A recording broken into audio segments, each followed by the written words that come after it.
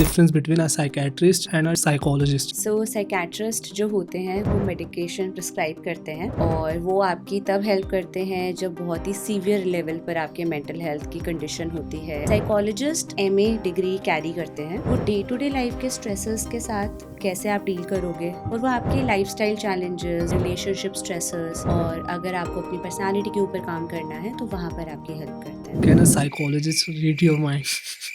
ऐसा नहीं है, बहुत लोगों का दिल टूट गया होगा कि अरे साइकोलॉजिस्ट दिमाग नहीं पढ़ सकते हैं, बट मैं 7 साल से प्रैक्टिस कर रही हूँ। मैं तो आज तक किसी का भी दिमाग नहीं पढ़ पाई हूँ। साइकोलॉजिस्ट कैसे काम करते हैं, वो आपके माइंड को रीड नहीं करेंगे बट वो अपनी बुक्स में पढ़ते हैं different kinds of personality, different kinds of behaviour, तो वहाँ से उनकी अंडरस्टैंडिंग एक नॉर्मल इंसान से थोड़ी सी ज्यादा होगी। मेरे बारे में क्या पढ़ा अभी तक ये बताओ। That you are a jolly person.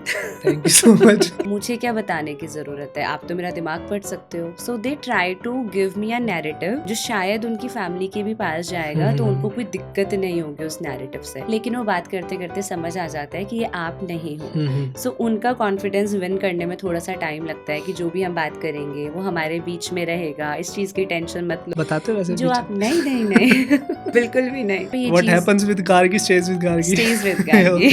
You ever went on a date? आपने प्रोफेशन बताया आप, साइकोलॉजिस्ट हूँ। और वो क्या सोचता है, उसका कुछ आया कि ये तो दिमाग पढ़ लेगी ना? I think this is the saddest part. हुआ है आपके साथ? मैं तो कभी कभी सोचती भी हूँ कि मेरा मैरिज का बायोडेटा देखकर कितने सारे लोग ऐसा सोचते होंगे कि इसके साथ तो शादी करना अफोर्ड नहीं कर सकते। सो इवन अगर आप डेट पे भी गए हो या आप किसी से भी मिल रहे हो तो वहाँ पे लोगों को एक हिचक रहती है आपसे Yeah. बात करने में Yeah. कि नहीं, she is a psychologist. Yeah. और वो कह भी देते हैं कि अच्छा बताओ मेरे दिमाग में क्या चल रहा है। लोंडो ओलोपाटो, welcome back to Jam with Jam. यार मेरे को काफ़ी मैसेजेस आ रहे थे यार, काफ़ी मेरे दोस्त जो भी फॉलो कर रहे हैं डिप्रेशन से सफ़र कर रहे हैं एंड वो चाहते थे किसी साइकाइट्रिस्ट या साइकोलॉजिस्ट से मैं बात करूं अपने पॉडकास्ट में। So I have miss Gargi here. कैसे हो आप? मैं एकदम बढ़िया यश, आप बताओ कैसे हो? बहुत अच्छा लग रहा है मैम आपसे बात करके, काफ़ी देर से हम कन्वर्सेशन कर रहे हैं। सो पहला क्वेश्चन मेरा ये है, काफ़ी लोग डिप्रेशन से सफ़र कर रहे हैं but they still don't know the difference between a psychiatrist and a psychologist. क्या है डिफरेंस? ओके, सो साइकेट्रिस्ट जो होते हैं वो मेडिकेशन प्रिस्क्राइब करते हैं ओके। और they have their degree in MBBS and MD और वो आपकी तब हेल्प करते हैं जब बहुत ही सीवियर लेवल पर आपके मेंटल हेल्थ की कंडीशन होती है, आपके डिसऑर्डर्स के साथ आप डील कर रहे होते हो। कोई एग्जांपल देना चाहोगे फॉर उसमें? एग्जाम्पल स्किज़ोफ्रेनिया एक सिचुएशन है जहाँ पर आप डिल्यूजनल हो जाते हो और आपको रियलिटी और अपने थॉट्स के बीच का डिफरेंस समझ नहीं आता है, ओके। तो वहाँ पर आप हेल्प ले सकते हो साइकेट्रिस्ट से। अब वो आपको मेडिकेशन प्रोवाइड करेंगे। सेम इज़ विद अगर आपको डे टू डे लाइफ में एंशियसनेस होती है तो आप साइकोलॉजिस्ट के पास जा सकते हो, लेकिन अगर आपको एंजाइटी डिसऑर्डर है जिसकी वजह से आप अपने डे टू डे टास्क में भी बहुत ज़्यादा स्ट्रगल फील करते हो, then you can take medication for that. Okay. Psychologist MA degree carry करते हैं और उनका जो बेसिकली प्रोफेशन होता है वो डे टू डे लाइफ के स्ट्रेसेस के साथ कैसे आप डील करोगे उसको हैंडल करना भी है और वो आपके lifestyle challenges, day to day relationship stresses और अगर आपको अपनी पर्सनालिटी के ऊपर काम करना है तो वहाँ पर आपकी हेल्प करते हैं। वो आपको मेडिकेशन प्रोवाइड नहीं करते। तो मतलब एक मेडिकल हो गया, इसका एक मेडिसिन प्रोवाइड करते हैं, दूसरा Right. जो आपके इमोशनल को टॉक्स करते हैं, मतलब जैसे हम मूवीज में देखते हैं एग्जैक्टली उस टाइप का हो गया सिचुएशन। राइट। हाँ, अगर ओके। हमें बिल्कुल ही नॉर्मल लैंग्वेज में समझना है या फिर लेट्स से आपको अपने पेरेंट्स को समझाना है सिंपल भाषा में, तो आप वहाँ पर ऐसा बता सकते हैं कि अगर आप इमोशनली सफ़र कर रहे हैं तो आप साइकोलॉजिस्ट से बात करिए और ओके। अगर आप इस लेवल पे सफ़र कर रहे हैं जहाँ पे आप डे टू डे लाइफ में एज अ पर्सन कुछ भी हैंडल नहीं कर पा रहे हैं और आपको लग रहा है कि मेरी बॉडी में मैं हूँ ही नहीं, आई एम लॉस्ट समवेयर, सो वहाँ पर आप मेडिकेशन की हेल्प ले सकते हैं। सो एक क्वेश्चन सबसे ज्यादा आता है दिमाग में, which is can a psychologist read your mind? When I was coming here तो मैं आते हुए भी ये सोच रही थी कि दिमाग पढ़ रहे थे। अगर यश ने मुझसे जाते ये क्वेश्चन पूछा कि आपको तो ज़रूरत ही नहीं है कि मैं आपको बताऊं कि आज हम क्या कॉन्वर्सेशन करने वाले हैं, आप तो मेरा दिमाग पढ़कर ही बता दोगे कि अगला सवाल कौन सा आने वाला है। इतना भी लसन नहीं हूँ। थैंक गॉड कि तुम नहीं हो, वरना मैं अभी Yeah. वर्कआउट कर जाती तो कि I had my experiences but नहीं ऐसा नहीं है। Okay, so the question is कि क्या साइकियाट्रिस्ट और साइकोलॉजिस्ट आपका माइंड पढ़ सकते हैं? No, okay. ऐसा नहीं है। बहुत लोगों का दिल टूट गया होगा कि हुँ, अरे हुँ। साइकोलॉजिस्ट दिमाग नहीं पढ़ सकते हैं। बट मैं 7 साल से प्रैक्टिस कर रही हूँ, हुँ, हुँ। मैं तो आज तक किसी का भी दिमाग नहीं पढ़ पाई हूँ। थाला for a reason. So may be now you will thinking authentic psychologist हूँ भी ऐसे पागल बना रही हो। क्या पता अगर 7 साल से वो चीज़ कर रहे हो तो सही जा रहा है। राइट। सो ये एक मिथ है हुँ, और इसका रीज़न ये है कि ये मिथ क्यों है, पहले मैं उसका रीज़न बताती हूँ। जब साइकोलॉजिस्ट का प्रोफेशन इंडिया में धीरे धीरे ग्रो कर रहा था, हुँ, तो उस टाइम पे क्या होता था, लोग बहुत ज़्यादा एजुकेटेड नहीं थे, हर कोई स्कूल नहीं जा रहा था। या तो वहाँ पर साइकोलॉजिस्ट की जो एक सेंसिबिलिटी थी कि वो हुँ, दूसरों के साथ कनेक्ट कर पाते हैं, उनको फील कर पाते हैं, उनके दिल और दिमाग को समझ पाते हैं, तो वहाँ से ये मिथ स्टार्ट हुआ कि ये इंसान तो दिमाग पढ़ सकता है। Hmm, but it was just that कि back in those days nobody was going to school, बहुत कम लोग जा रहे थे, तो लोगों का जो अवेयरनेस था किसी और से कनेक्ट करने वाला, वो कम हुआ करता था, हुँ, दैट्स इट। बट अब धीरे धीरे सब स्कूल जाने लगे, हर कोई हायर एजुकेशन में आ गया, तो उन सब चीज़ों के बाद ऑलमोस्ट हम सबके अंदर एक ग्राउंड लेवल एम्पैथी आ गई, हुँ, तो हम एक दूसरे को बहुत अच्छे से समझ पाते हैं, खुद को एक्सप्रेस कर पाते हैं, तो वो चीज़ें सबके अंदर आनी शुरू हो गई। रिगार्डिंग कि आज की डेट में साइकोलॉजिस्ट कैसे काम करते हैं, वो आपके माइंड को रीड नहीं करेंगे, बट वो अपनी बुक्स में पढ़ते हैं different kinds of personality, different kinds of behaviour, तो वहाँ से उनकी अंडरस्टैंडिंग एक नॉर्मल इंसान से थोड़ी सी ज़्यादा होती मेरे बारे में क्या पढ़ा अभी तक ये बताओ आप? है। That you are a jolly person thank you so much. And क्या पता मैं छुपा रहा हूँ वो चीज़ें। नहीं, बस यही वाली चीज़ है या कि साइकोलॉजिस्ट के सामने आप फेक नहीं कर हुँ, सकते, हुँ, क्योंकि they are good with scanning the body hmm, hmm, language. वो बॉडी लैंग्वेज को बहुत इजीली स्कैन कर लेते हैं कि आप ये फेक कर रहे हो या फिर आप एक्चुअली ऐसे हो। हुँ, हुँ। ये एक चीज़ है जो साइकोलॉजिस्ट शायद बाकी सब से के कंपैरेटिवली थोड़ा बेटर अच्छा कर सकता है। ओके, मेरा ये नेचर का रीज़न अगर मैं बताना हुँ, चाहूँ, वो बदला है hmm, within 5 years because I had a cousin who was my age, hmm, he passed away in Covid. So उससे लड़ाई हो रखी थी मेरी और मेरी उससे बात नहीं हो पाई थी। हुँ, सो मेरा अब ये रहता है कि चलो ठीक है, आपकी किसी से लड़ाई हो भी जाती है बट वो कन्वर्सेशन एंड मत करो क्योंकि क्या पता कल किसी के साथ तो मेरा वो नेचर चेंज हो गया। हुँ, पहले मैं बहुत गुस्सैल जैसा था, मतलब बहुत लड़ाइयाँ होती थी। हुँ, वो चेंज करके शिफ्ट जब से मैं हँसने लग गया हूँ, ज़्यादा हँसी मज़ाक करने लगा, वो ज़्यादा मेरे को बेटर लगता है। हुँ, क्योंकि सामने वाला बंदा आपकी कन्वर्सेशन, आपका टाइम एन्जॉय करता है आई गेस। हुँ, और आपने वो मूवी देखी होगी आनंद, नहीं, वो उसमें अमिताभ बच्चन होते हैं एंड दूसरे एक्टर कौन है? राजेश खन्ना। ओके, तो वो काफ़ी जॉली होते हैं कि उनके पास सिर्फ़ 6 महीने होते हैं जीने के लिए। ओके, तो वो उनको सिखा के जाते हैं कि यार हँसो, हँसाओ हँसने की इम्पोर्टेंस क्या या है? बिकॉज़ मुझे ऐसा लगता है कि कोई भी इंसान है अपनी लाइफ़ में डे टू डे किसी न किसी प्रॉब्लम से जूझ रहा है। राइट, तो हँसी-मज़ाक से बेस्ट सॉल्यूशन है। अगर मैं मुँह बना के बैठ जाऊँ, अच्छा बताओ गारी की क्या बात है, तो आपको ये मज़ा नहीं आएगा। हुँ, तो मेरे जो इंस्टीट्यूट के डायरेक्टर जो आए थे, hmm, hmm, he is I guess 60 years old, मतलब ज़्यादा कम ही होंगे वैसे तो। तो मैं उनसे भी हँसी-मज़ाक कर रहा था हुँ, एंड किसी ने नहीं करा आज तक and he treats me like his business partner right now, okay, not business partner, colleague. Yeah, he doesn't treat me like a student. Hmm, तो अभी हमने रिसेंटली इवेंट भी करा था वहाँ पे, उन्हीं के वहाँ पे गेमिंग फेस्ट करके करा था एंड किसी स्टूडेंट की आज तक मतलब वो हिम्मत नहीं अप्रोच करने की। मैं कर देता हूँ, मैं उस चीज़ को बैरियर तोड़ के पहुँच जाता हूँ मैं वहाँ पे। राइट, तो मुझे ऐसा लगता है हँसी-मज़ाक ज़्यादा अच्छा सॉल्यूशन है rather than being a fake person और being a aggressive person. Absolutely. Yeah even अगर मुझे भी अपनी थेरेपी प्रैक्टिस में किसी को ये सजेशन हुँ, देना हो हुँ। कि क्या है जो आप आज से शुरू कर सकते हो, तो मैं बोलूँगी कि लाफ मोर। या तो वही है, अगर आप 24 घंटे डिप्रेस हो गए, कुछ नहीं, उसका फ़ायदा तो नहीं है मेरे ख्याल से। एग्ज़ैक्टली। एंड उसके बाद माइंड रीड करने वाला जो क्वेश्चन है, आपके पास कितने लोगों ने आपसे पूछा वो बताओ मुझे? और क्या आपके साथ कोई सिनेरियो है जैसे किसी ने पूछा और आपका क्या कोई स्टोरी हो गई उसकी? यस, जब किसी इंडिविजुअल को उनकी हुँ, फैमिली लेकर आती है, तो उस इंडिविजुअल को जिसको फैमिली लेकर आई है, उनको ये फ़ियर रहता है कि मुझे क्या बताने की ज़रूरत है, आप तो मेरा दिमाग पढ़ सकते हो। So they try to give me a okay, narrative okay. जो शायद उनकी फैमिली के भी पास हुँ, जाएगा, तो हुँ, उनको कोई दिक्कत नहीं होगी उस नैरेटिव से। लेकिन वो बात करते-करते समझ आ जाता है कि ये आप नहीं हो। हुँ, हुँ। सो उनका कॉन्फिडेंस विन करने में थोड़ा-सा टाइम लगता है कि जो भी हम बात करेंगे, वो हमारे बीच में रहेगा। इस चीज़ की टेंशन मत लो कि घरवालों को के पास कुछ भी ऐसी बात जाएगी बताते हो वैसे जो बीच आप में? नहीं, नहीं, नहीं। बिल्कुल भी नहीं। सो वहाँ पे ये व्हाट चीज़ happens with Gargi stage with Gargi. Stage with Gargi. Okay. So वहाँ पर उनको थोड़ा-सा लगता है ओके। कि घरवालों तक बात ना चली हुँ, जाए। हुँ। उसमें फिर वो एक फेक नैरेटिव आपको देने की कोशिश करते हैं।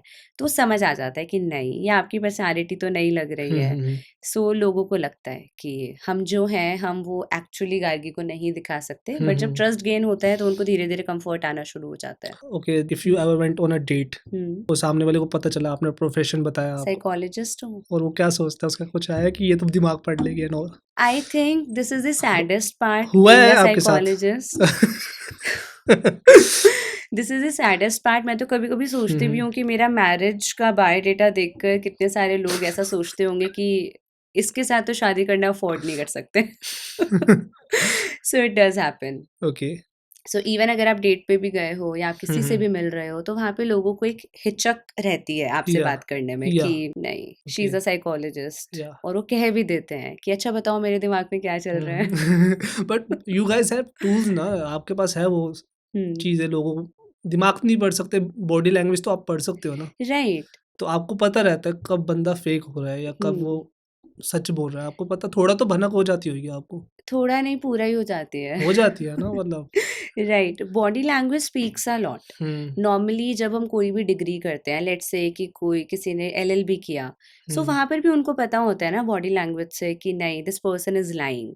सो हुँ, कुछ प्रोफेशन ऐसे होते हैं जहाँ पर आपकी body language speaks for itself. Hmm. LLB is one from them, psychology degree is one from them. In fact और भी होंगे जिनका नाम अभी मुझे नहीं आ रहा है। पॉडकास्टर भी हो गए वो। पॉडकास्टर भी या हो गए। आपको बॉडी लैंग्वेज से पता चल जाएगा कि नहीं, मेरा ये वाला गेस्ट बहुत ज़्यादा कंफर्टेबल फील नहीं हुँ, कर रहा है। तो इट हैपेंस। अभी तक नहीं हुआ है, बट हाँ, पता चल जाता है कि सामने वाला कंफर्टेबल है कि नहीं एग्जैक्टली, है वो। इवन इन पुलिस लाइन आप हुँ, बहुत हुँ, इजीली जज कर लेते हो if there is a police officer. Hmm, even hmm, की जो हवलदार होते हैं वो भी इस चीज को स्कैन कर लेते हैं कि hmm, this hmm. Person is a liar. And in fact I was reading this book, वहीं पढ़ी अभी यहाँ पे, इन्फ्लुएंस नाम है उसका। ओके। काफ़ी अच्छी बुक है, उसमें पहला चैप्टर ये है कि उसमें बॉडी लैंग्वेज के बारे में बताया है। कि उसमें मोस्टली वो सेल्स के ऊपर है, कैसे अब आप किसी, जैसे मोस्टली लोग किसी भी पीयर प्रेशर में आके हाँ बोल देते चीज़ों को। तो उसके बारे में ऐसा क्यों करते लोग, क्या पहला चैप्टर ही उसका वो था। ट्रू। तो उसमें एक स्टोरी बताई गई थी कि जो टर्की होते हैं, टर्की जो बर्ड्स होते हैं, वो जब एक चिकन उनके आसपास आता है तो वो एक चिक चिक करके आवाज़ निकालता है। एंड मेरे ख्याल से कुछ उनको ऐसा लगता है कि उनके वो जो बर्ड्स, मतलब उनके बच्चे होते हैं टर्की के, उनको मार देगा वो। ओके।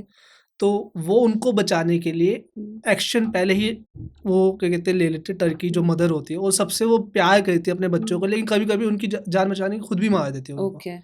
तो वो एक चिक-चिक, कभी-कभी वो कोई और भी निकाल ले ना वॉइस, तो वो उनका बिहेवियर एंगर की तरफ चला जाता है। तो राइट। कभी-कभी वो ट्रिगर पॉइंट्स होते हैं कुछ, तो उसके बारे में वो बुक में बताया, थोड़ा बहुत मैंने अभी यही पढ़ा है, अभी स्टार्ट ही करी थी मैंने। हाँ। तो उसमें ऐसे करके बॉडी लैंग्वेज पे मोर फोकस्ड है। Right, so even sales person की जॉब भी या ऐसी है जहाँ पे वो इसको रीड कर सकते हैं। Yeah so it is not only psychologist, a lot of profession वो जहाँ सेम हो पर। गया मतलब। राइट, हुँ, क्योंकि कुछ हुँ। बेसिक स्किल्स हैं जिसके बिना आपका प्रोफेशन अधूरा है। हुँ, अगर हुँ। एज अ साइकोलॉजिस्ट या फिर एज अ पॉडकास्टर हुँ, हम हुँ। ही अपने क्लाइंट की, लाइक इन माय केस, मैं अपने क्लाइंट की बॉडी लैंग्वेज स्कैन ना कर पाऊँ और आप हुँ, अपने हुँ। गेस्ट की बॉडी लैंग्वेज स्कैन ना कर पाओ, तो फिर हम उनको वो कंफर्ट ही नहीं दे पाएंगे ना जिसकी या ज़रूरत है for my profession to hmm, work hmm. And the podcast to work.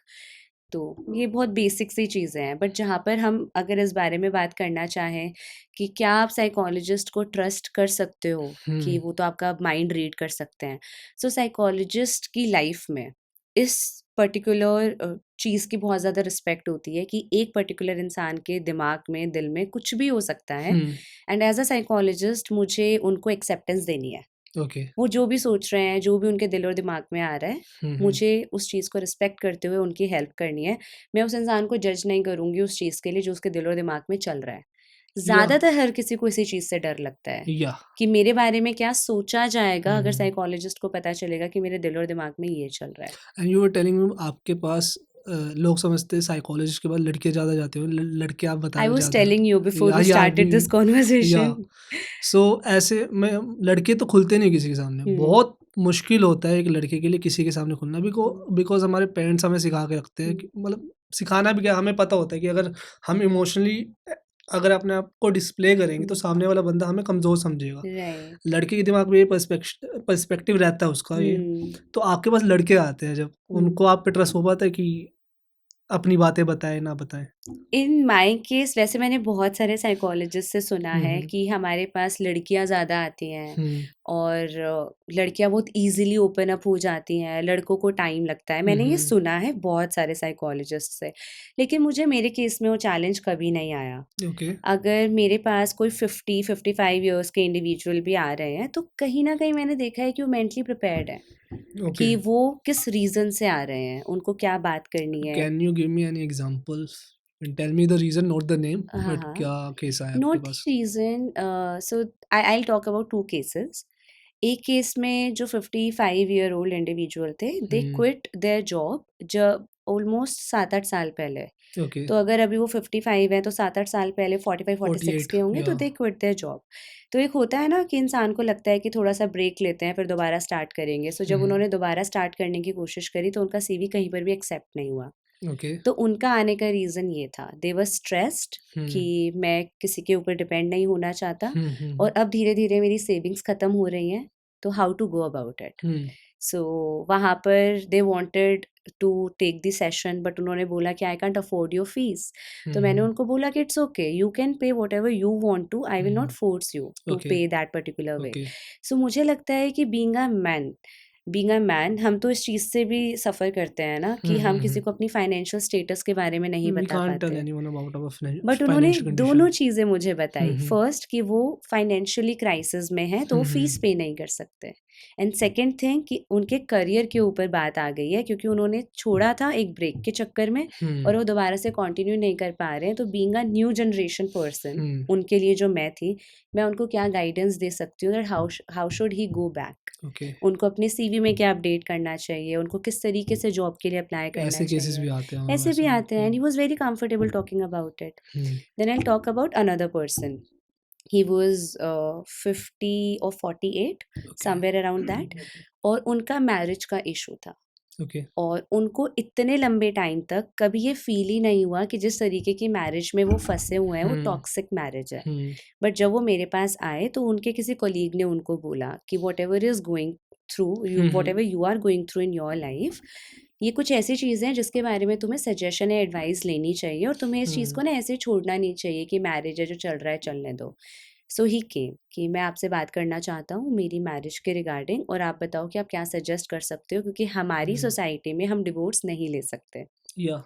So he came with that perspective. तो हमने बहुत सारी बातें करी। उनकी अर्ली मैरिज थी, जो उस ज़माने में होती थी 20-21 साल की एज में। हुँ, देन शादी करते वो अपना होम टाउन छोड़कर सिटी में मूव कर गए, तो बहुत सारे क्लैशेस थे, पर्सनैलिटी का डिफरेंस था। He was ready to work. जब उनको लगा कि काउंसलिंग मेरे लिए वर्क कर रही है, तो उन्होंने अपनी वाइफ़ के साथ कपल सेशन लेने भी स्टार्ट कर हुँ, दिए। सो उन्होंने घर जाकर जब अपनी वाइफ़ को ये सब चीज़ें बताई होंगी, तो उन्होंने उनको भी समझाया होगा। सो इस तरीके की भी चीज़ें होती हैं। तो I will hmm, not say कि बॉयज़ डू नॉट कम। हुँ, कितने हुँ। सारे लड़के ऐसे हैं जो एमबीबीएस कर रहे हैं, बट वो बहुत ज़्यादा स्ट्रेसफुल हैं, क्योंकि इट्स अ कॉम्पिटिटिव फील्ड। वो भी या आते हैं। मेरा एक फ्रेंड है, I want to tell you about. MNC में काम करता है वो, हुँ। गुड़गाँव में, न्यू गुड़गाँव में हुँ, रहता है हुँ, वो, हुँ। और वहाँ के एक्सपेंस इतने हैं, उसके पास सैलरी में कुछ बचता ही नहीं है। हुँ, एंड वो डिप्रेस रहना स्टार्ट कर दिया उसने। तो हुँ। आपके पास ऐसे केसेस ज़्यादा रहते हैं मतलब? मैं ये नहीं बोलूँगी कि ये वाले केसेस ज़्यादा आते हुँ, हैं जहाँ हुँ। पे कोई फाइनेंशियली क्राइसिस से गुज़र रहा या। है। लेकिन हाँ, ये भी एक कैटेगरी है जिसके लिए लोग इतने ज़्यादा स्ट्रेस में चले हुँ, जाते हुँ। हैं, जहाँ पर उनको लगता है कि we should take advice, okay, क्योंकि इफ लोग आई अपनी चेंज फाइनेंशियल प्लानिंग पे भी काम करना हुँ, चाहते हुँ। हैं। Okay, if I change the question hmm, little hmm. Bit, कि डिप्रेशन के क्या-क्या रीज़न है? एक तो फाइनेंशियल हो गया, आई और वुड से क्या-क्या हो सकता है? राइट, और क्या-क्या हो सकता है मतलब डिप्रेशन का रीज़न? Relationship okay. और कॉस्ट ऑफ लिविंग, जो आप हुँ, हुँ, फाइनेंशियल हुँ, बर्डन हुँ, बोल रहे हो, दोनों ही चीज़ें हैं कि अगर आप गुड़गाँव जैसी जगह पर रह रहे हो, जहाँ पे हुँ। कॉस्ट ऑफ लिविंग हर 2 महीने के बाद ऊपर ही चली जाती है, या। और आप एक पर्टिकुलर लाइफ़स्टाइल अपना मेंटेन करना चाहते हो, बट आपको थोड़े टाइम बाद लगता है कि नहीं हो पा रहा, that is also a reason. Hmm, उसके बाद वर्क प्लेस स्टेबिलिटी, लोगों हुँ। के पास जॉब की स्टेबिलिटी नहीं है, वो या। भी एक चैलेंज है। ओके। जैसे ही आप थोड़ा-सा 40s टच करना स्टार्ट करते हो, तो आपका वर्क प्लेस आपको एज़ अ बर्डन लेने लग जाता है, हुँ। तो वहाँ पर भी स्ट्रेसेस बढ़ जाते हैं। ओके। तो ये डिप्रेशन के भी रीज़न्स हैं, ये एंग्ज़ायटी को भी ट्रिगर करते हुँ, हैं, हुँ। ये आपके पीस को भी बहुत ज़्यादा किल कर देते हैं। अगर मैं इसमें एक क्वेश्चन ये भी पूछूँ, लोग कहते हैं money is the solution of every problem. But आपके पास तो कोई लोग ऐसे भी आते हैं कि जिनके पास मनी, मतलब जिसका बिजनेस रन करना है उसको, वो भी तो डिप्रेशन में जा सकता है अगर कोई बिजनेस अच्छे से नहीं चल रहा उसका, हम्म, वो जा सकता है डिप्रेशन में, आई गेस, बिल्कुल। है ना? अगर उस इंसान की लाइफ में ये वाला डोमेन अच्छा है हम्म कि वो फाइनेंशियली स्टेबल है, बट उनके बाकी डोमेन्स बिगड़े हुए हैं, हेल्थ ठीक नहीं है, हम्म रिलेशंस ठीक नहीं है, और उनका खुद को देखने का तरीका, सेल्फ वर्थ ठीक नहीं है, हम्म तो वहाँ पर इम्पैक्ट होगा। Okay, the next question I want to ask you that कि मोस्टली लोग जो आज उनका बिहेवियर है, हम्म, पता चला है मैं जब मैं रिसर्च कर रहा था कि पेरेंटल वुंड्स की वजह से है। ओके, तो नाउ मिलेनियल पेरेंट्स बन रहे हैं, क्या वो हाँ, बेटर होंगे अपने पेरेंट्स से? मैं डाउट में हूँ। Why so? Reason being, I have worked in 4 schools okay, in last 7 years. So you are teachers too? I हाँ, so school counsellor and a okay, psychology teacher. Okay, so मेरा experience पिछले 7 साल में हम्म, school parents के साथ और okay, जो हम अपने कोलीग से भी मिलते हैं उनके हम्म, साथ, जो मैंने मेजरली नोटिस किया है, वो ये था कि जब हम पेरेंट बनते हैं ना, तो हम्म, कहीं न कहीं हम पुरानी वाली स्क्रिप्ट को कॉपी पेस्ट करने की कोशिश करते हैं। जैसा ओके, हमारे पेरेंट्स ने हमारे लिए किया, हम या वैसे ही चीज़ें कर रहे हैं। सेम वही चलता है हमारे दिमाग में। एंड देन जो मेरे आसपास के दोस्त कर रहे हैं, हम्म लेट्स से कि किसी इंडिविजुअल के फ्रेंड है, उनके बच्चे पहले हो गए, तो वो जैसा कर रहे हैं वैसे। हम्म तो हम कहीं ना जो एक अपना सेल्फ वर्क होता है उसको हम बिल्कुल ही चेकआउट कर देते हैं कि इसकी तो ज़रूरत है ही नहीं। हम्म वहाँ से अगर आप सेम स्क्रिप्ट किसी और का अपनी ज़िंदगी पे कॉपी करोगे, तो you are completely forgetting the point that your child, वो एक इंडिविजुअल सोल है, आप और आपके पार्टनर इंडिविजुअल सोल्स हो। या तो वहाँ पर जब तक आप अपना सेल्फ वर्क नहीं करोगे ना, तो as a unity, as a unit, आप हम्म 3 लोग या लेट से किसी के 2 बच्चे हैं तो 4 लोग, आप उतना अच्छे से चीज़ों को मैनेज नहीं कर पाओगे अपने घर के हम्म अंदर जितना कि वो होना चाहिए। Yeah so that way you can't say. Actually this happened with me. I okay. Am not married but I had a pet, I told you about. Hmm. एक तरह का बच्चा ही तो है मेरे लिए। तो जैसे हम मेरे मॉम डैड ने मुझे चीज़ें मतलब एक दायरे के बाहर नहीं जाने दिया ना। इंडियन ऑल पेरेंटिंग, या बच्चे को सेफ रखना है। सेफ रखना है, तो मैं उसके साथ वैसे रहता था, मेरा हुँ, वही रहता था। तो वो सबसे प्यार से रहता था, मेरे साथ उसको अलग से मतलब प्यार था उसको, ऐसी बात नहीं है हाँ। प्यार नहीं। बट वो नोटोरियस आपके साथ सबसे ज़्यादा था। नहीं, नहीं? इनके साथ था। ओके, मेरे साथ उसका 36 का आंकड़ा रहता था। ओके। तो मुझे समझ आया जो मेरे पेरेंट्स ने मेरे साथ करा, मैंने उसके साथ स अनकॉन्शियसली उसके साथ कर लिया मैंने, अनकॉन्शियस तो नहीं बोलूँगा, हुँ, सबकॉन्शियस वो सबकॉन्शियसली। उसके साथ कर हुँ, लिया मैंने। एंड जो मेरी फीलिंग्स थी अपने पेरेंट्स के लिए, कहीं न कहीं उसकी फीलिंग्स मेरे लिए हो गई। तो वो समझ हुँ। आता है कि हाँ, हम वो सेम स्क्रिप्ट कॉपी कर देते हैं कहीं न ये कहीं। मैंने काउंसलिंग सेशंस में पेरेंट से सुना है। हुँ, पेरेंट इस बारे में बात करते हुँ, हैं कि गार्गी, जो हमने अपने बड़े वाले बच्चे के साथ किया, अब हमारा बड़ा वाला बच्चा वही चीज़ें छोटे बच्चे के साथ कर रहा है, तो हुँ, हमें समझ आ रहा है कि why is it important that हम एज़ अ पेरेंट बच्चों के साथ जस्टिस सही तरीके से करें। हुँ, सो ये प्रॉब्लम आती है। आपने बड़े वाले बच्चे को थप्पड़ मारा, तो जब बड़े वाले बच्चे को गुस्सा आता है, तो छोटे को भी थप्पड़ मारता है। हुँ, सो यू कांट एक्सपेक्ट कि आपने बच्चे को जिस तरीके की पेरेंटिंग की तो उससे कुछ रिवर्स बिहेवियर करेगा हुँ, छोटे वाले के साथ या हुँ, दूसरे बच्चों के साथ। ऐसा नहीं होगा। Okay. So I would not say कि जो मिलेनियल पेरेंट्स हैं हुँ, हुँ, वो बेटर पेरेंट बनेंगे just because of they are living in a new age, उनके हुँ, पास हर तरीके की एक्सेसिबिलिटी है तो वो अच्छे पेरेंट बन जाएंगे। जब तक हम अपना सेल्फ वर्क नहीं करेंगे ना, एज अ पर्सन हम खुद को इवॉल्व नहीं करा रहे हैं, हम पेरेंटिंग के वो तरीके नहीं समझ रहे हैं जिससे कि हम दूसरे बच्चे को डैमेज ना कर दें, ओके। तब तक हम वो पेरेंट बनकर नहीं आ पाएंगे जो हमारा बच्चा डिजर्व एंड करता आई है। गेस कि अगर आप अपने टाइम में जैसे बच्चे थे, ज़रूरी नहीं आपका बेटा वैसा ही निकले या बेटी वैसी निकले। जेन एब्सोल्युटली। अब नई जेन अल्फ़ा आ गए मेरे ख्याल से अब हाँ, तो वो वैसे निकले, वो अलग टाइप के ये तो निकल सकते सोचना हैं। ही गलत है। ये मैंने बहुत ज़्यादा नोटिस करा बट है। होत आई गेस कि वो अलग ही हैं बिल्कुल वो मतलब अलग ही है। सो हुँ, बेसिकली होता क्या है, हम ना इस कॉन्सेप्ट पे काम करते हैं, सिमिलैरिटी अट्रैक्ट्स अस। अगर ओके। हम सिमिलर हैं तो हमें चीज़ें अच्छी लगती हैं। हुँ, तो जब हम अपने ही घर में इतना वैरायटी ऑफ पर्सनैलिटीज़ हुँ, देखते हैं ना, तो हमें कहीं न कहीं एज़ अ पेरेंट ये फ़ील होता है कि ये बच्चा हमारे जैसा क्यों नहीं है? ये हुँ, अलग क्यों है? Hmm, hmm, because you are trying to control so many souls with one brain, hmm, but this is not how it should be. हम ओके। सब इंडिविजुअल हैं, हम सब अलग हैं। तो हमें उस चीज़ के लिए एक्सेप्टेंस लेकर आनी पड़ेगी कि हम पर सब यू अलग यू आर हैं। सेइंग दैट सिमिलर अट्रैक्ट्स, ठीक है, हाँ। वो बात सही है, बट मुझे बच्चे बिल्कुल बेकार लगते हैं। देखो साफ सीधी बात है, मेरे को बच्चे व्हाई? जो मेरा एक्सपीरियंस रहा है, मैं मतलब मुझे बच्चे जैसे ही मिले ना हाँ। बचपन में, मैं जब छोटा था, मतलब हुँ। छोटा क्या, जब होऊंगा 18-20 साल का, तब हाँ। का मैं एक्सपीरियंस बोलूँ। 5 साल पहले को छोटा नहीं कहते। चलो उससे पहले का लगा लो आप। ओके, व्हेन यू वर 14, वो 15। बच्चे नहीं होते आपको शादी पे मिलते हैं, जब माँ बाप हुँ। ने चाबी लगा के छोड़ हाँ, दी, हाँ। इधर उधर बज रहे हैं। इधर-उधर भाग रहे हैं। हाँ, वो आके पैरों पे पड़ जाते हैं, ऐसे सर मार देते हैं, आप फोन चला रहे, फोन खींच दे आपका, वो वैसे हुँ। बच्चे मेरे को मिले थे। हुँ। और मुझे बहुत चिढ़ होती थी मतलब उन बच्चों से। ये भी तो बट इसी वो चीज़ का रिज़ल्ट है ना कि उनको घर में बहुत कंट्रोल किया जाता है। बट वो परसेप्शन मेरा चेंज हुआ है कुछ महीनों पहले। Hmm, I recently had a podcast with 8 year old girl. Hmm, तो मतलब वो मेरे एडिटर की बेटी हैं वो, हुँ, हुँ, तो वो आते रहते हैं यहाँ हुँ। पे, and she is a sassy sassy okay, वो है ना, सैसी गर्ल। या हाँ। तो अब उसके माँ बाप उसको कंट्रोल करते हैं, हुँ, एंड मैं इस चीज़ से हो चुका हूँ। हुँ।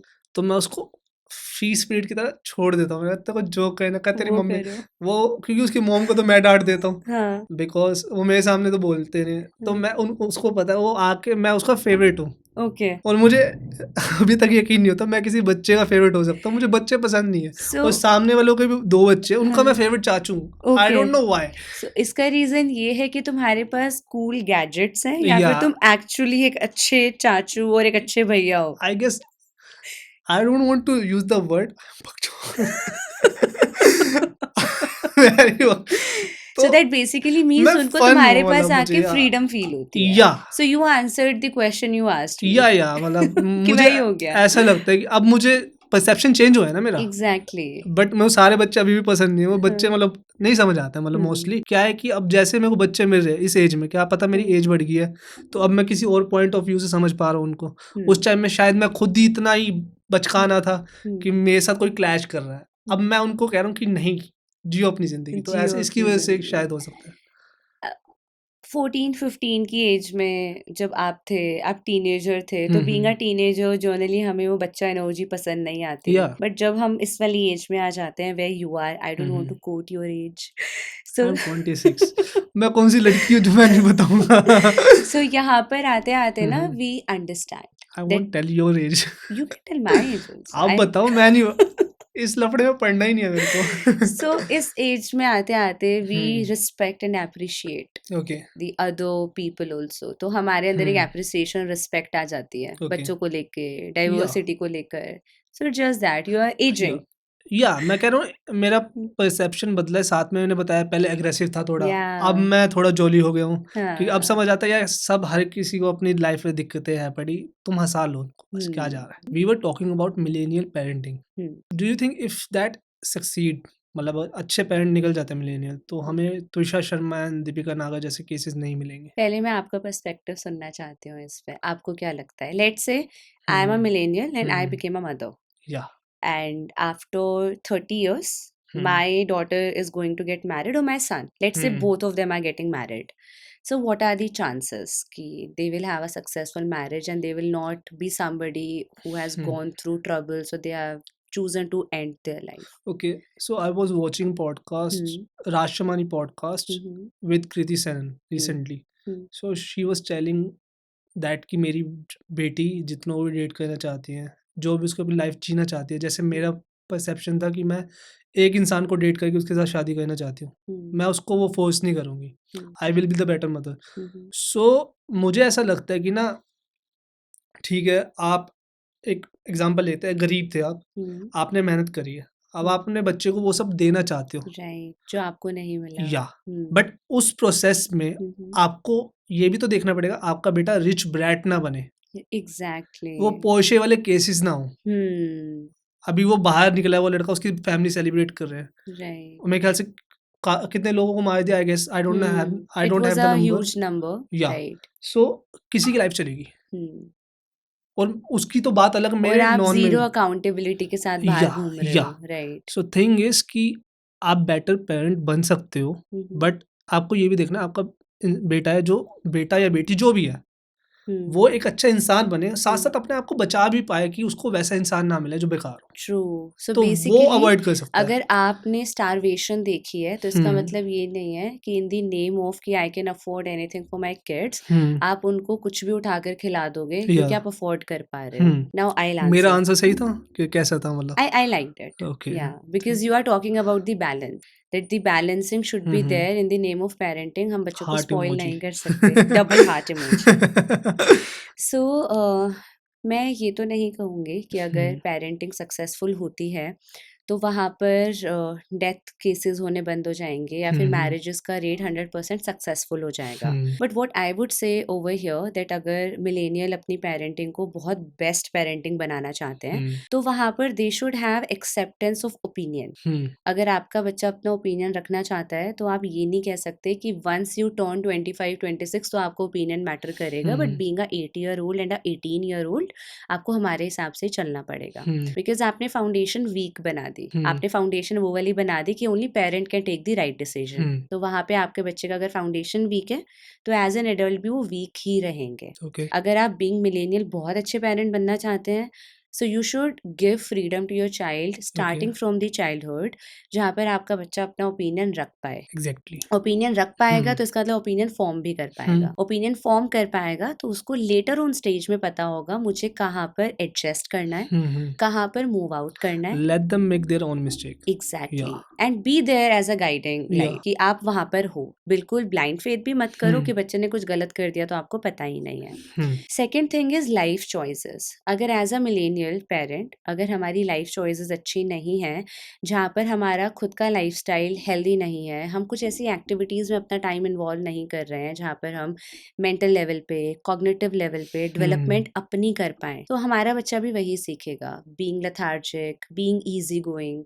तो जैसे ही लाइफ के चैलेंजेस आएंगे वो गिव अप कर देगा। हुँ, बट एज अ पेरेंट अगर वो आपको देख रहा है कि मेरे पेरेंट कॉन्टिन्यूअसली अपने ऊपर काम कर रहे हैं, उनका एक लाइफस्टाइल ऐसा है जहाँ पर हुँ, कुछ भी चैलेंज आता है तो गिव अप नहीं करते, वो अपना बेस्ट शॉट देते हैं, taking care of their anxiety, taking care of their over thinking, hmm. Taking care of their anger, बच्चा वही सीखेगा। But the thing is if I hmm can say एक तरफ तो ये होगा कि आपको ऐसा पेरेंट भी नहीं बनना हम्म कि अगर आप बिल्कुल ही लवी-डवी हो जाओगे तो आपका राइट। फेमिनाइज़ हो जाएगा बच्चा, लड़के की हम्म अगर मैं बात करूँ एज़ अ गाय। हम्म उसके बाद अगर हम पापा की तरफ से जा देखते हैं उस चीज़ को, अगर हम्म पापा अपने बेटे को मर्द बनाना चाहता है तो आप हम्म कहते हो वो क्रूअल हो जाता है। हम्म द थिंग इज़ कि आपको मिडल ग्राउंड तो लेके चलना पड़ेगा, मुझे ऐसा लगता है। हम दो एक तरफ गिर रहे हैं। इमोशंस का ना कोई मिडिल ग्राउंड नहीं है, इमोशंस हम सबके अंदर मैं सेम है। पेरेंटिंग के राइट। पर्सपेक्टिव से कह सो रहा हूँ बीइंग मतलब। A boy being a girl hmm, hmm. Emotion हम सबके अंदर है। Hmm, hmm. It is just that हमने चूज कर लिया है एज अ सोसाइटी कि बॉय है तो उसके अंदर ये वाले इमोशंस डोमिनेटिंग होने चाहिए, हुँ, गर्ल हुँ। है तो ये वाले इमोशन डोमिनेटिंग होने हुँ, चाहिए। हुँ।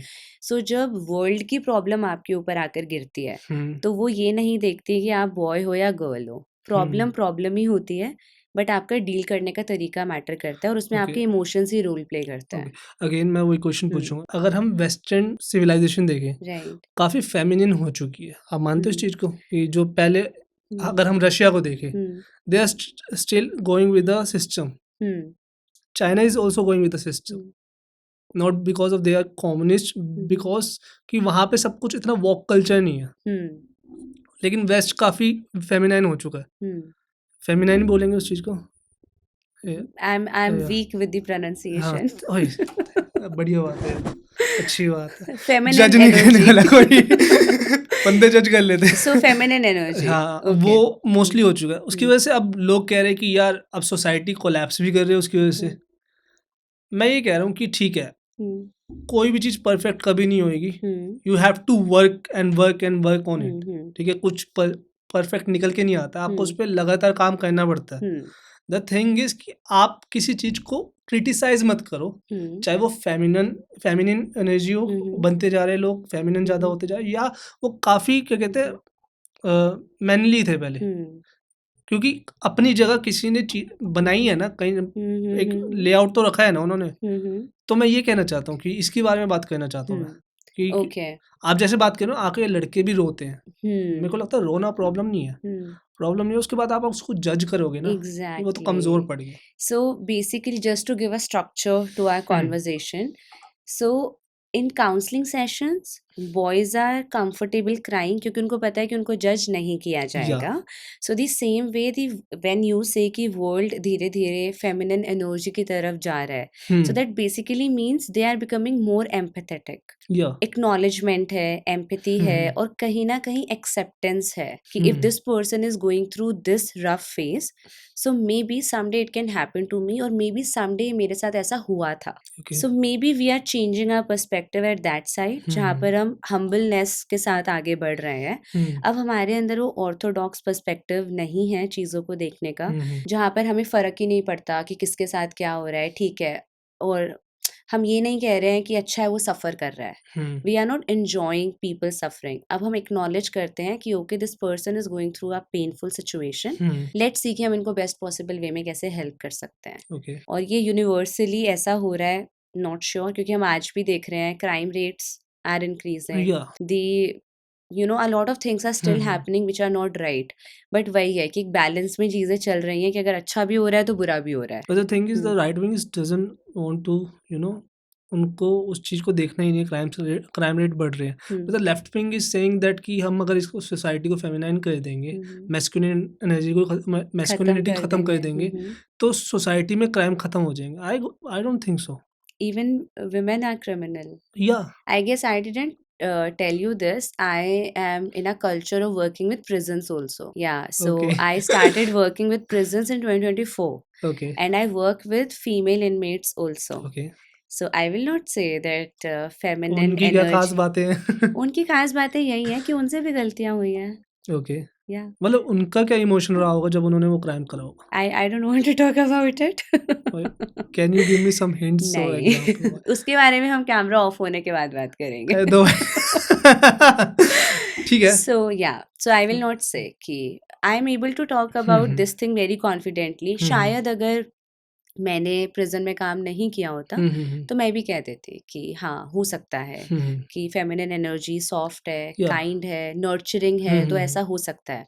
बट मैंने प्रिजन में काम किया है, मैं फीमेल इनमेट से मिली हूँ, हर एज की इनमेट से मिली हूँ, Okay. Starting from 16 to 75, okay. जहाँ पे आप दादी भी बन जाते हो. उसके बाद भी क्राइम. Right, Okay. तो दैट बेसिकली मीन्स कि फेमिनिन बन जाने से क्राइम तो खत्म नहीं होगा और सोसाइटी में वो नेगेटिविटी फिर तो भी वो रहेगी. क्राइम कैसे खत्म होगा? Talking about emotions from an early age. Okay. अगर आप इमोशंस के बारे में अर्ली एज से बात करते हो, लाइक एक छोटा बच्चा जो 4 साल की एज में स्कूल जा रहा है, वो स्पोर्ट्स के साथ तभी से ही इंडल्ज होना स्टार्ट हो जाता है.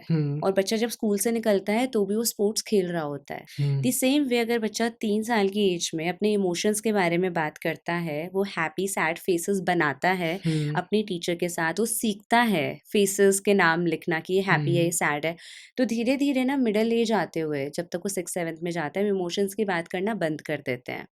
Girl being from the feminine side, उनके साथ घर में फिर भी वही बातें हो रही होती हैं, बट बॉयज बिल्कुल भी उस चीज़ से कट ऑफ हो जाते हैं. So that is the reason कि जैसे जैसे हम बड़े होते हैं तो हम अपने इमोशंस को स्विच ऑफ करना सीख जाते हैं और हम नमनेस में आ जाते हैं. एंड उसका एक बाद में क्या इफेक्ट होता है? Right, so that is what. अगर हम कहते हैं कि क्राइम को कैसे ख़त्म किया जा सकता है या फिर हम किस तरीके से और हम्बल सोसाइटी को क्रिएट कर सकते हैं, तो जब हम इमोशंस की बात करते हैं तो हम एक्नॉलेजमेंट पे बात करते हैं, जहाँ पर आप कैसा फील कर रहे हो, मैं कैसा फील कर रही हूँ, उन चीज़ों के बारे में बात हो रही है. सो इंसान जब अपने इमोशंस के साथ कनेक्ट करता है, वो खुद को एक्सप्रेस करता है, तो ऑटोमेटिकली वो दूसरे लोगों के इमोशंस को भी ज़्यादा अच्छे से समझ पाता है. ओके. तो जब हम एक दूसरे के इमोशन समझ रहे हैं और हम एज अ रैंडम स्ट्रेंजर्स बाहर कहीं मार्केट में मिल रहे हैं, तो भी अगर आपको कुछ पेन होगा या आपको कोई प्रॉब्लम होगी, तो I stop and I ask that do you need some help. Okay. तो वो वाला अवेयरनेस आ जाता इन है. शॉर्ट तमाशा की स्क्रिप्ट.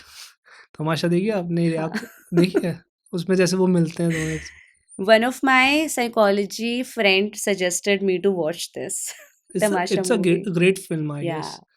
बहुत अच्छी लगी मुझे. तो मैंने जब देखी ना उसको मीनिंग समझ आता है वाला जो एक अच्छी वर्ड का. मूवीज है ना, वो उस टाइम पे रिलीज हुई है जहाँ पर लोग उनसे रिलेट नहीं कर पा रहे थे. Yeah but if we recreate Tamasha movie in today's time, so शायद लोग ज़्यादा अच्छे से रिलेट कर पाएंगे, because slowly and gradually people are becoming more aware about their emotions at this point of time.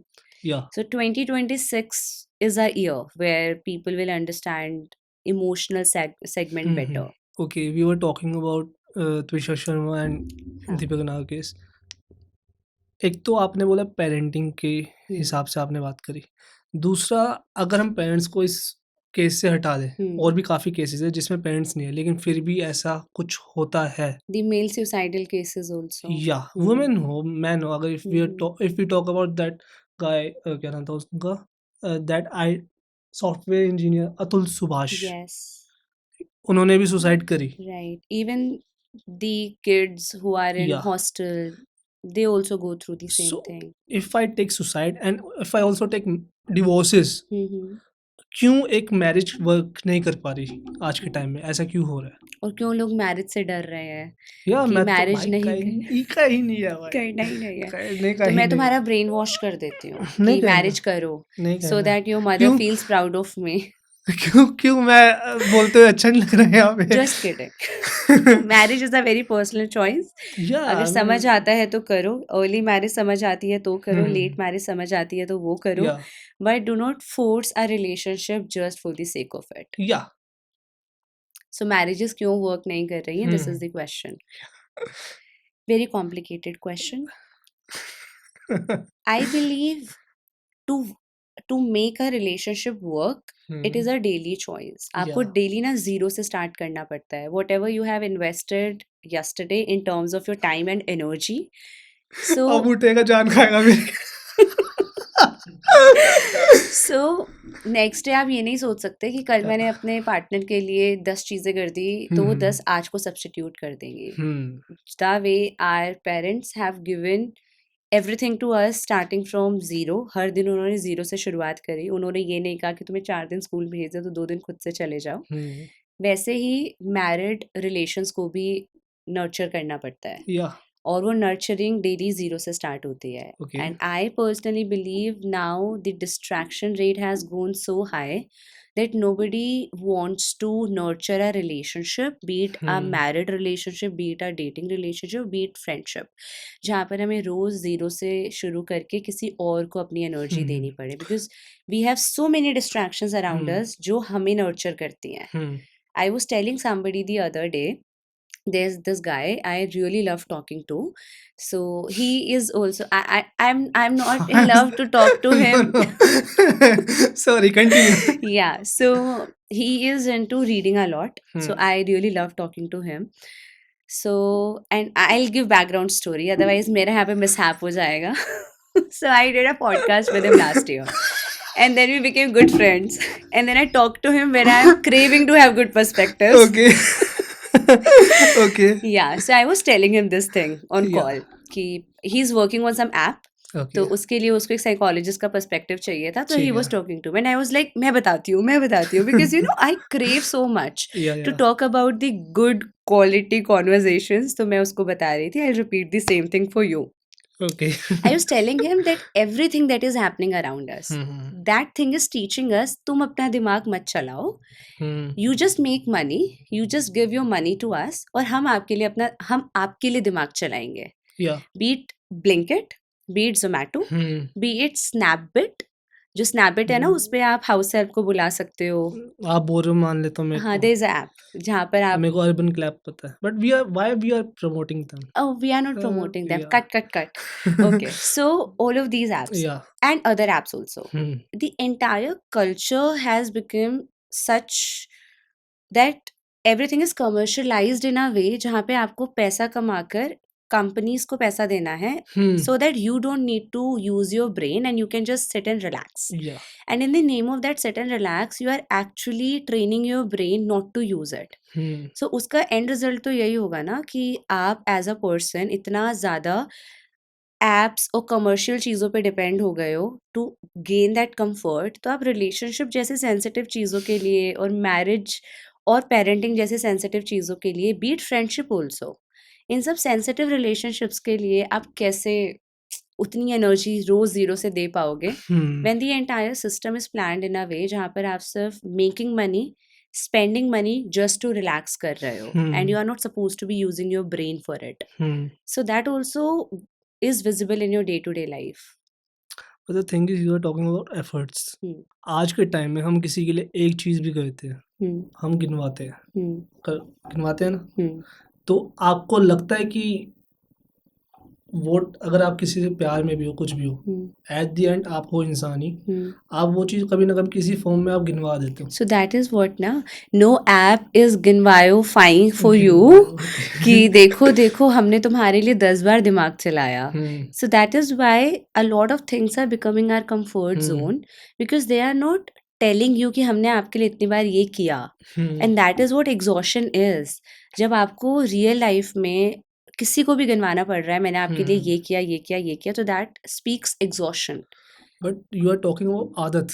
हम्म मेरी आदत बन चुकी है, मैं तो हम्म ऐसे ही हूँ, हम्म है ना? मैं पापा के परी हूँ या मैं या माँ का लाडला हूँ, या ठीक है? या ठीक। I am talking about to do something for someone, you should have empathy and affection for that person. Right.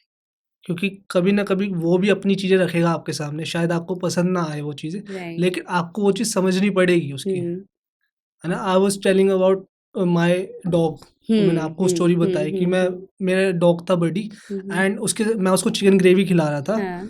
तो वो उसका पैकेट जब फाड़ के मैंने ऊपर रखा, वो नीचे गिर गया वो, तो उसने खा लिया एंड ही वाज़ चॉकिंग। तो जब मैंने उसको निकाला, उसकी गर्दन से निकाला, मतलब निकाला उसके मुँह से, तो उसने मुझे ही काट लिया, राइट. राइट? तो उसने कुछ गलत करा, मेरे हिसाब से तो गलत करा, और उसके हिसाब से ये था ये मेरे को शायद मार रहा है। हाँ. उसका इमोशन ये था, हम दोनों अपनी जगह सही थे और गलत भी थे, ठीक है? राइट. वो 10 मिनट बाद आता है मेरे पास, एंड जहाँ पे उसने काटा मैं वो चाटना वो स्टार्ट कर लेता है। क्यों करा उसने वो? Just to acknowledge कि you कि know he कुछ did something he was not supposed to. या तो आप वो चीज़ अपने रिलेशनशिप में ला सकते हो। द अफेक्शन एंड वो empathy part, not the liking part, not that, but वो पार्ट आप ला सकते हो कि आप किसी के लिए एम्पैथी फील करो या अफेक्शन आपको हो किसी के लिए। I believe the you know entire conversation around empathy and affection is also changing over the okay, years. It's like a how? beautiful suggestion that be empathetic, acknowledge emotions, and show it as well. Don't just keep it to yourself. Show I it. Am just saying कलेश मेरे dog के साथ भी हो, जिसको मैं बहुत प्यार था, हम एक दूसरे से बहुत प्यार है मुझे, लेकिन उससे भी मेरा क्लेश होता है, मेरे को उसकी दिक्कत है, मेरे कज़न से क्लेश होता है, लेकिन जब कोई बात हो जाती है, वो मेरे साथ खड़े होते हैं। True. So क्यों you मैं are अपने saying भाई don't से लड़ let के उसको मारता नहीं हूँ, उसको जान से नहीं मार रहा। yeah एम्पैथी होएगी ना, वो कुछ अफेक्शन होगा ना, केयर तो होएगी ना, right. कुछ तो होगा हमारे दिमाग में कि यार नहीं यार, इतना एक्सटेंट पे नहीं जा सकता मैं। हाँ. So लड़ाई के grudges ज़्यादा लड़ाई के ग्रजेस से ज़्यादा अफेक्शन और एक्नॉलेजमेंट होना चाहिए एक या दूसरे के कि लिए. ठीक है, कोई भी परफेक्ट नहीं होता, बट हम्म, आप चलो हर्ट भी कर देते हो किसी को, लेकिन आपको ये रियलाइजेशन होनी चाहिए कि कहीं पे मैं गलत हूँ। तभी तो आज के टाइम में वो लोगों में नहीं है, और डिवोर्स के बाद एक बंदा कह रहा होता मेरे को ज़्यादा से ज़्यादा एलिमनी चाहिए मेरे को उससे, एंड दूसरा उसकी गलतियाँ गिनवा रहा था, तेरी ये गलती, तेरी वो गलती। यही हो रहा है ना आज के टाइम में। हम प्यार करते हैं, वो हमारा आपसी मामला है, जो जिनके वो पर्सनल है। जब वो प्यार खत्म हो रहा है, आप सबको बताने लग जाते हो यार ये हमारे साथ हो गया, वो क्यों कर रहे हो? समहाउ जो भी ग्रजेस हमारे अंदर हैं या फिर जो भी इरिटेशन हमारे अंदर बिल्ड हो रही है, हम उसको यूज करके अपने रिलेशन को डिफाइन करना स्टार्ट कर देते हैं. या राइट.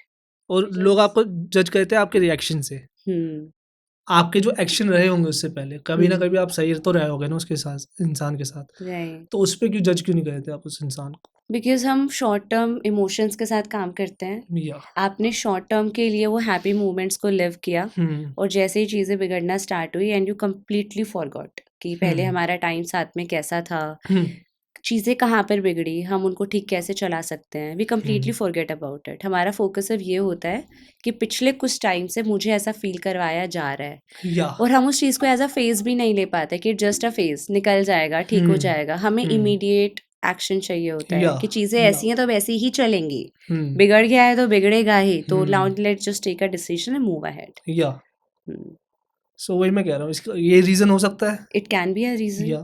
या आपने तो बता दिया कि पेरेंटिंग की वजह से वो रीज़न हो सकता है, लेकिन एट द एंड बंदा तो इंडिविजुअल है ना। जब आप एडल्ट बन गए हो तो लाइक यू मेंशन थोड़ी देर पहले अबाउट पेरेंटल वूंड, सो एक हद तक ये सब चीज़ें होती हैं कि आपको कैसी पेरेंटिंग मिली है, आपने किस तरीके का कल्चर विटनेस किया है अपने घर में, अपने आसपास. पर जब आप एडल्ट बन जाते हो ना और आपके सामने अपनी पूरी ज़िंदगी होती है, सो आपके पास इनफ एक्सपोजर होता है to bring in the change कि आप किस ओके, तरीके से ज़िंदगी को लीड करना चाहते हो। तो this is okay, where your point is coming या कि अगर आप अब एडल्ट हो और आपको as a hmm adult decision लेना है तो वो एम्पैथी ड्रिवन होना चाहिए, हम्म वो अफेक्शन ड्रिवन होना चाहिए, ना कि ग्रज ड्रिवन होना चाहिए। मैम आई आई गेस कि अगर आप किसी से शादी कर रहे हो, हम्म आप किसी के साथ ज़िंदगी वो कर हम्म आपको सुंदर लग रहा है, हम्म कल को वो इंसान है उसको उसकी तबीयत भी खराब हो सकती है, हम्म उसको पीरियड्स भी हो सकते हैं, हम्म उसको बहुत सारी चीज़ें हो सकती है जहाँ पे आपको उसके साथ खड़ा रहना है, तब आप मुँह नहीं एग्जैक्टली। बना सकते। हम्म यू कांट इक about that. Right, if the happy yeah moments are there so we are together, we are yeah having our best time. Yeah और जैसे डिफिकल्टी आई so we will not be there. Yeah so psychologically and जब भी हम हुँ, relationships की बात करते हैं थोड़ा सा साइंटिफिक मैनर में, तो हम इसको ना हनीमून पीरियड बोलते हैं हुँ, कि जब तक हनीमून पीरियड चलता है तो हम चीज़ों को एंजॉय करते हैं and the moment reality strike in, hmm, हम कंप्लीटली अपनी नेगेटिव साइड के ऊपर इंक्लाइन होना शुरू कर देते हैं and that exactly. Is why relationships also suffer. Hmm, and that is why we also say कि डेटिंग में चीज़ें अलग होती हैं, मैरिज के बाद चीज़ें अलग हो हुँ, जाती हुँ, हैं, because dating period is all about your honeymoon period hmm, and when you get married and at that time आपको ऐसा लगता है कि everything is becoming a burden because it hmm, requires your daily action. या सो वहाँ पे वो honeymoon phase जैसे ही ख़त्म होना स्टार्ट होता है और आपको रियलिटी स्ट्राइक करती है, सो आपको नेगेटिविटी आनी स्टार्ट हो जाती है कि अरे यार क्या है, and we hmm, completely forget the idea that relationships are all about growing old together. या And when you're growing old together with somebody, so there will be hardships, there will hmm, be difficulties, there will be situation and circumstances जहाँ पे आपको completely खुद को छोड़ के दूसरे इंसान को चूज करना पड़ेगा। हुँ, And not only married relationships, even parenting is also suffering. जैसे आपके पेरेंट ओल्ड एज में जाना स्टार्ट करते हैं, हुँ, आपको हुँ, लगता है कि your life is getting in trouble hmm, hmm, because अब आपको अपने पेरेंट्स का ध्यान रखना है, तो हुँ, आप हुँ, अपने करियर पे, अपनी पर्सनल लाइफ पे वैसे फोकस नहीं कर सकते जैसे आप 10 साल या 5 साल पहले कर रहे थे। सही बात है। So almost all the relations are on the verge of breaking, hmm, hmm, क्योंकि हमें खुद को छोड़ के दूसरे इंसान को चूज करना है। और वो कौन करेगा? कौन करेगा? द बिगेस्ट या क्वेश्चन इज कौन या करेगा? सो आपने मुझे आज कॉन्वर्जेशन स्टार्ट करने से पहले बोला था, हुँ, जो मुझे हुँ, बहुत अच्छी बात लगी, कि किसी भी रिलेशनशिप में ना हुँ, इंडिविजुअल्स आज इन 2026 बहुत ज़्यादा ये सोचते हैं कि मैं ही ज़्यादा क्यों इन्वेस्ट करूं in terms of hmm, time, energy, effort. या सो जब हम सेल्फिश हो ही गए हैं कि मैं क्यों ज़्यादा करूं या फिर हुँ, मुझे नहीं करना, मुझे तो कम ही एफर्ट्स लगाने हैं, पता नहीं कब मेरे साथ ऐसा हो जाए कि मेरा पार्टनर मुझे डच कर दे हुँ, या फिर मेरा पार्टनर बदल जाए। सो वहाँ पर ये चैलेंज आएगा ही आएगा that your relationship will suffer. Okay, and ये प्रॉब्लम सिर्फ मैरिड रिलेशंस में नहीं है, ये डेटिंग में भी है, ये हुँ, पेरेंट्स के साथ भी है। हर किसी के साथ है। राइट, जब आपके पेरेंट्स थोड़े से एजेड हो जाते हैं, अब वो आपके ऊपर डिपेंड हो रहे हैं, उनसे खुद से सारी चीज़ें नहीं हो हुँ, पा रही हैं, तो कहीं ना कहीं आपको भी लगता है कि मेरा करियर पीक कर रहा है और मेरी पर्सनल लाइफ सफ़र कर रही है, हुँ, करियर पे मैं उतना फोकस नहीं कर पा रहा है, नहीं कर पा रही क्योंकि मेरे पेरेंट्स मेरे ऊपर डिपेंडेंट है। तो वो वाला नोशन भी अब चेंज हो रहा है hmm, that we want to choose ourselves first than any other relationship around us. Yeah मुझे ये चीज़ उसमें मैंने मैथ्यू मैकॉने की एक मूवी देखी थी, उसका कोट था एक कि जो रिलेशनशिप के डायनेमिक्स होते हैं उसमें पावर उसके हाथ में होते हैं जो कम केयर करता है। Exactly, this is where we started the या कॉन्वर्जेशन। हाँ। या तो वहाँ से मेरे को ये चीज़ मैं जब नोटिस करना स्टार्ट कर दी, हाँ ये चीज़ है, जो कम केयर करता है, जो कम प्यार करता है, हम्म उसी को ज़्यादा प्यार मिलेगा, उसकी बात मानी जाएगी, उसी के साथ मतलब वो चलेगा।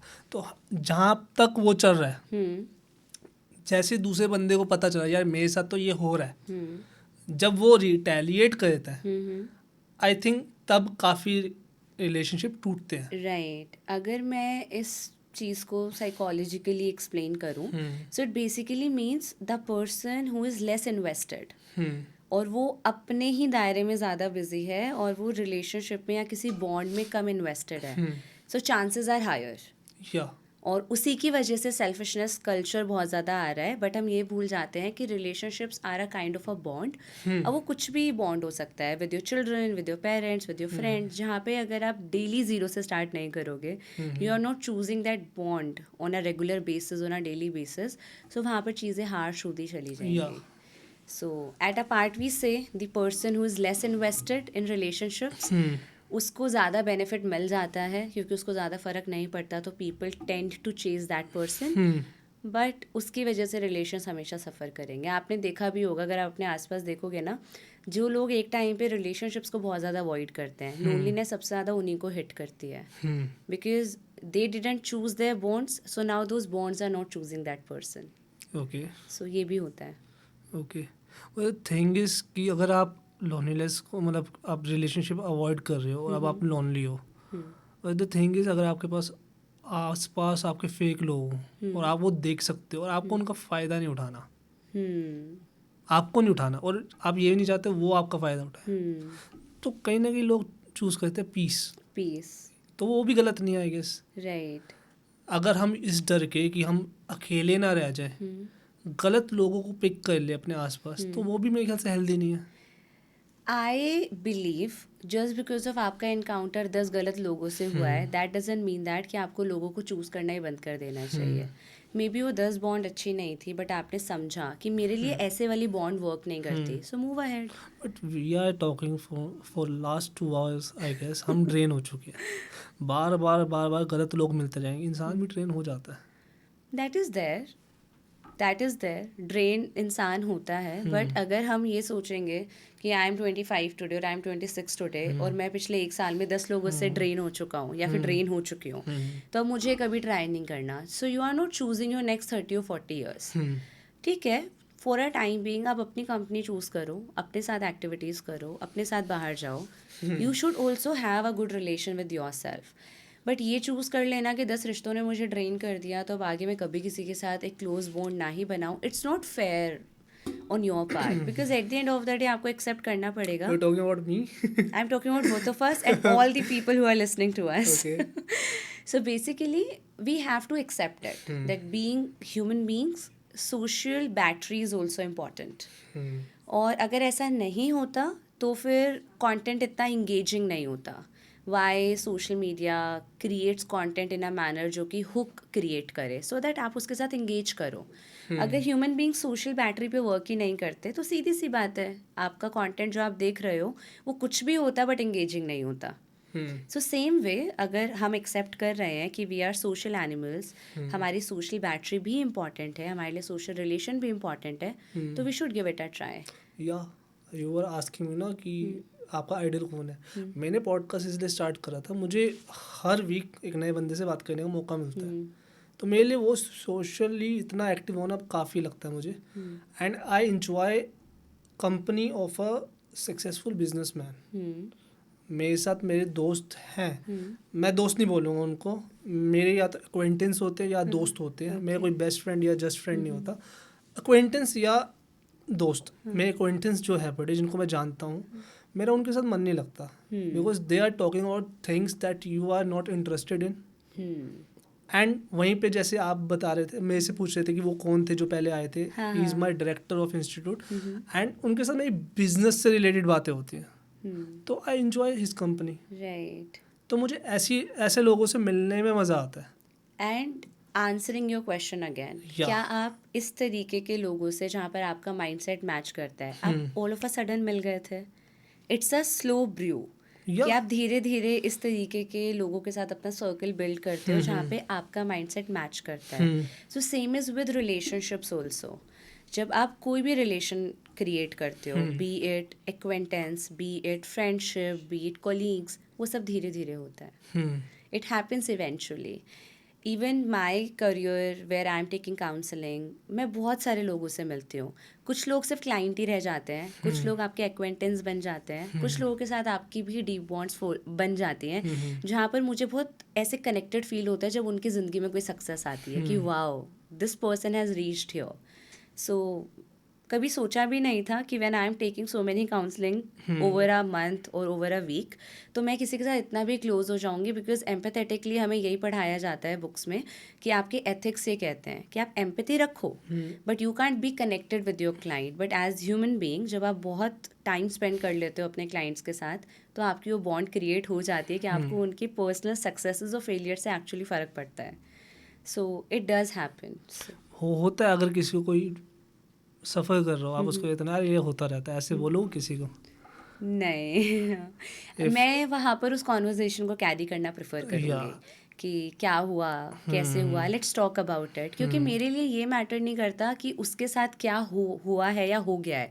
मेरे लिए ये मैटर करता है कि वो इंसान उस चीज़ को कैसे कैरी कर रहा है। क्या वो चीज़ उसको बर्डन फील करा रही है, क्या उस चीज़ को वो बहुत ही सैड वे में ले रहा है और उससे इसके अगले 10 दिन भी ख़राब हो सकते हैं। तो मैं प्रेफर करूँगी कि इस बारे में बात करते हैं, तुझे कैसा फील हो रहा है, so that person can be made to be feel lighter. Okay मैं वो ज़्यादा प्रेफर करूँगी, not only with my clients, even in my normal personal life भी मुझे इस चीज़ से फ़र्क पड़ता है। Okay I want to ask you this question कि काफ़ी बच्चे होते हैं सेम बैकग्राउंड से होते हैं, कुछ बच्चे तर जाते हैं या सक्सेस जल्दी हासिल हो जाते हैं उनको, लेकिन कुछ बच्चे वहीं पे रह जाते हैं या उतना सक्सेसफुल नहीं बन पाते, काफ़ी लेट हो जाते हैं, बूमर एक तरह के। तो वो क्यों होता है? उसके पीछे भी कोई साइकोलॉजिकल रीज़न हो सकता है? Obviously, and this is, I guess this is one of my favorite question, और Okay. मैं इसके बारे में बहुत ज़्यादा बात करना प्रेफर करती हूँ। बिकॉज हम कहते हैं ना कि आपकी किस्मत का लिखा हुआ आपसे कोई नहीं छीन सकता, but at the same part ये भी सच है कि अगर आप उस किस्मत के लिए वर्क नहीं करोगे तो भी आपको कुछ नहीं मिलेगा। So even if your background is same, आप सेम तरीके के स्कूल में गए हो, सेम लाइफस्टाइल, सब कुछ आपको बराबर मिला है, बट फिर भी कुछ लोग आपसे बेटर कर पा रहे हैं because they were being surrounded by a kind of environment. कुछ पेरेंट्स ऐसे होते हैं जो वीकेंड्स पे घर पे रहना प्रेफर नहीं करते, चाहे वो जॉब कल्चर में है या फिर वो बिजनेस कल्चर में है। Okay. वो वीकेंड्स पे अपने बच्चों को बाहर लेकर जाते हैं, वो अपने बच्चों के साथ वीकेंड पे टाइम स्पेंड करते हैं डूइंग सम एक्टिविटी, Okay. ताकि वो अपने बच्चों को वो इन्वायरमेंट दे सकें जिसमें बच्चा Monday to Friday school life या कॉलेज लाइफ के बियॉन्ड चीज़ें देख पाए।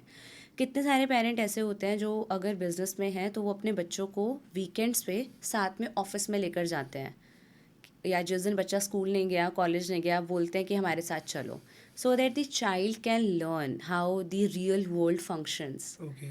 सो इन छोटे छोटे एफर्ट्स पे डिपेंड करता है आपके पेरेंट का सर्कल कैसा है, वो आपको कैसा सर्कल दे रहे हैं, आपका वीकेंड कैसा दिखाई देता है, आपकी वीकडेज़ की इवनिंग कैसे दिखाई देती है।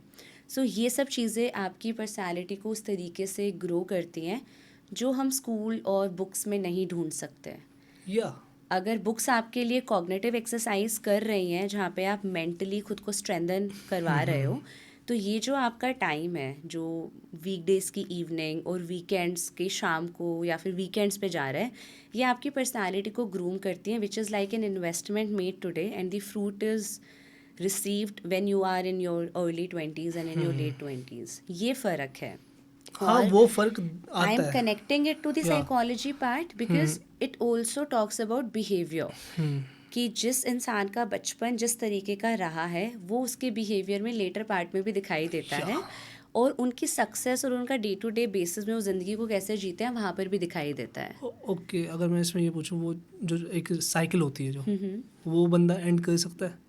जैसे वो चला आ रहा है, साइकिल में चेन चली आ रही है एक तरह की, जो टॉर्चर बोलेंगे, क्या बोलेंगे एक तरह का, कि जो पेरेंट कर रहा है, नहीं पेरेंट जो भी एक तरह की साइकिल चला रहा है, जो वो विशियस साइकिल चल रही है एक तरह की, जो उन्होंने सिखाया है, उनके माँ बाप ने उनके साथ जो करा, हम अभी थोड़ी देर पहले भी बात कर रहे थे। तो वो उसको हम ब्रेक कर सकते हैं? Definitely, and I believe India में जो अभी टाइम चल रहा है ना पोस्ट कोविड, ये वही वाला टाइम है where everybody is investing good amount of time to create their own identity, almost everybody.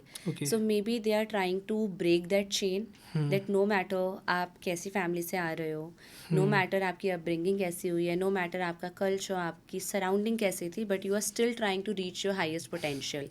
Waste में ये कल्चर बहुत पहले ही आ गया था, इंडिया में अब पोस्ट कोविड वो वाली चीज़ पीक कर रही है, where everybody wants to attain individualistic identity. And environment का मैं आपको बता सकता हूँ, जैसे ना खाली साइकोलॉजिकल, अगर हम जैसे अब मैं बात कर रहा हूँ, मेरी इंग्लिश अच्छी है लेकिन जो मेरे बोलने का प्रोनाउंसिएशन है वो वीक है बिकॉज ऑफ माई सराउंडिंग्स। क्योंकि मैं कभी उस इन्वायरमेंट में रहा ही नहीं जहाँ पे लोग इंग्लिश बोलते हों, एंड वही मैं लोगों को समझाता हूँ, जो रिश्तेदार हो गए या कोई फ्रेंड्स या अक्वेंटेंस हैं मेरे जो पूछते हैं इंग्लिश कैसे बोले हम लोग करें, मैं उनको ये समझाता हूँ, भाई अगर मैं यहाँ पे इंग्लिश बोल रहा हूँ, मेरा इंडियन एक्सेंट है, किसी का ब्रिटिश एक्सेंट हो सकता है, किसी का अमेरिकन हो सकता है, क्यों है? क्योंकि उनकी सराउंडिंग वैसी है, उन्हें बचपन से वही सुना है। अमेरिका में भी रह के जो ब्लैक पीपल बोल लो, अफ्रीकन अमेरिकन बोल लो आप, उनका अलग ही कुछ एक्सेंट होता है, अलग ही कोई तरीका होता है इंग्लिश को बोलने का। राइट। तो जिसे मैन ऐसे करके वो जो बोलते हैं, हाँ। तो वो उनका तरीका है, वो एनवायरनमेंट है, तभी वो ऐसे बोल रहे True. हैं। वही मैं कह रहा हूँ कि आपकी जैसी एनवायरनमेंट रहेगा, आपको वो ना कहीं इफेक्ट करेगा, कहीं ना कहीं आपको वो थ्राइव करेगा। राइट। तो एनवायरनमेंट अपना बदलो। सो जैसे हमारे इंडिया में इंग्लिश में हाथ टाइट है, वैसे ही अगर आप टिपिकल हिंदी के बारे में भी बात करोगे या ना, तो एक डेप्थ पे अंडरस्टैंडिंग नहीं है। हम्म सो इन्वायरमेंट कितने लोग एक्चुअली, हिंदी नहीं पढ़ पाते। राइट, सो मैं अपनी बात कर रहा इन्वायरमेंट हूँ। Actually matters when it comes to कि आप कैसा सीख पाओगे, बट ये भी मैटर करता है कि आप किसी भी चीज़ की कितनी डेप्थ में जाना चाहते हो। Okay.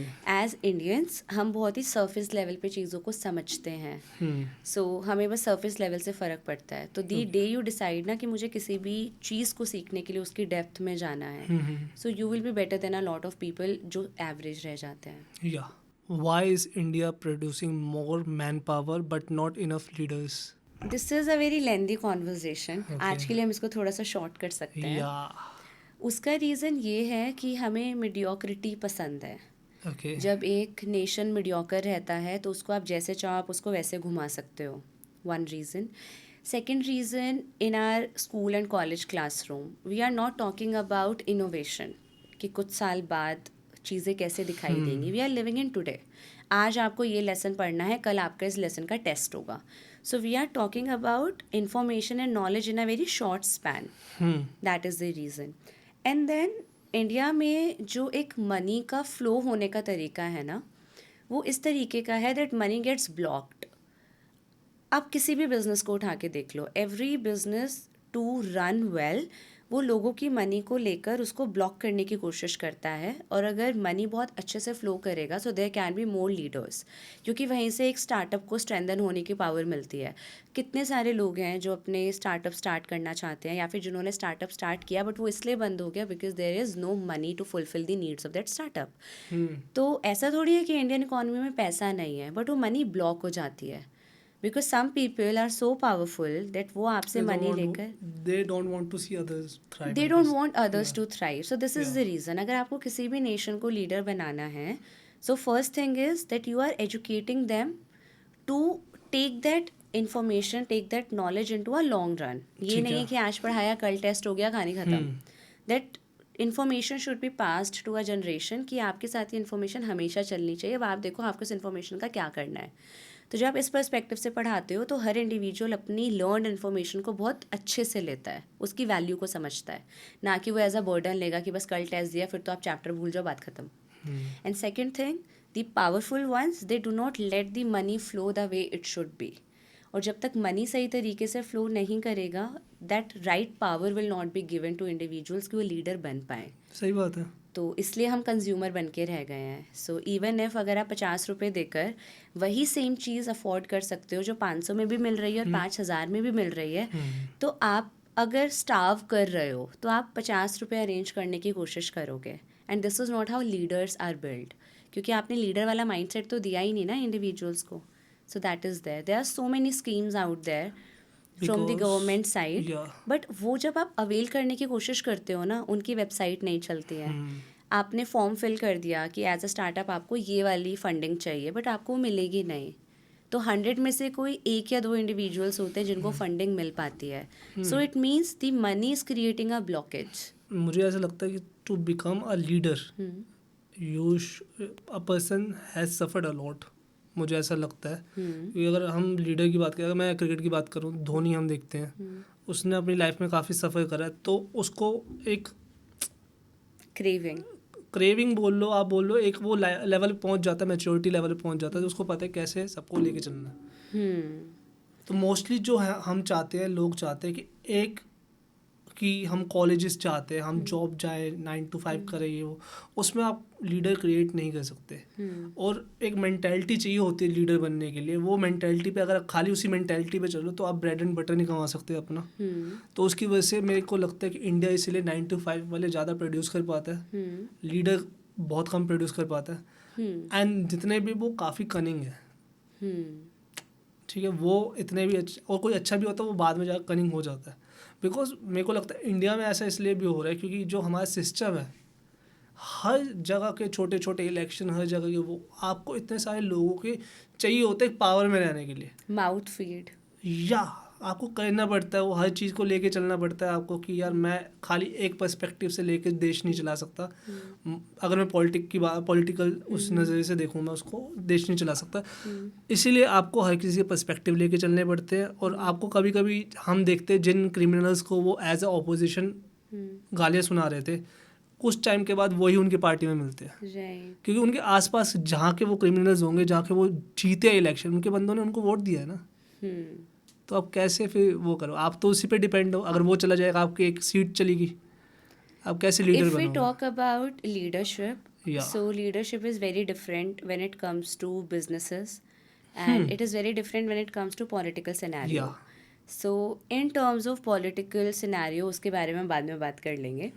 But leadership in businesses, वहाँ पर if the money can flow well, so any leader who is into business, they will try to, help at least 20 or 30 families through their Yeah, business. yeah. वो चाहेंगे कि हम इतने लोगों को employment दें कि 20-30 घर हमारे बिजनेस के थ्रू चलें. Yeah.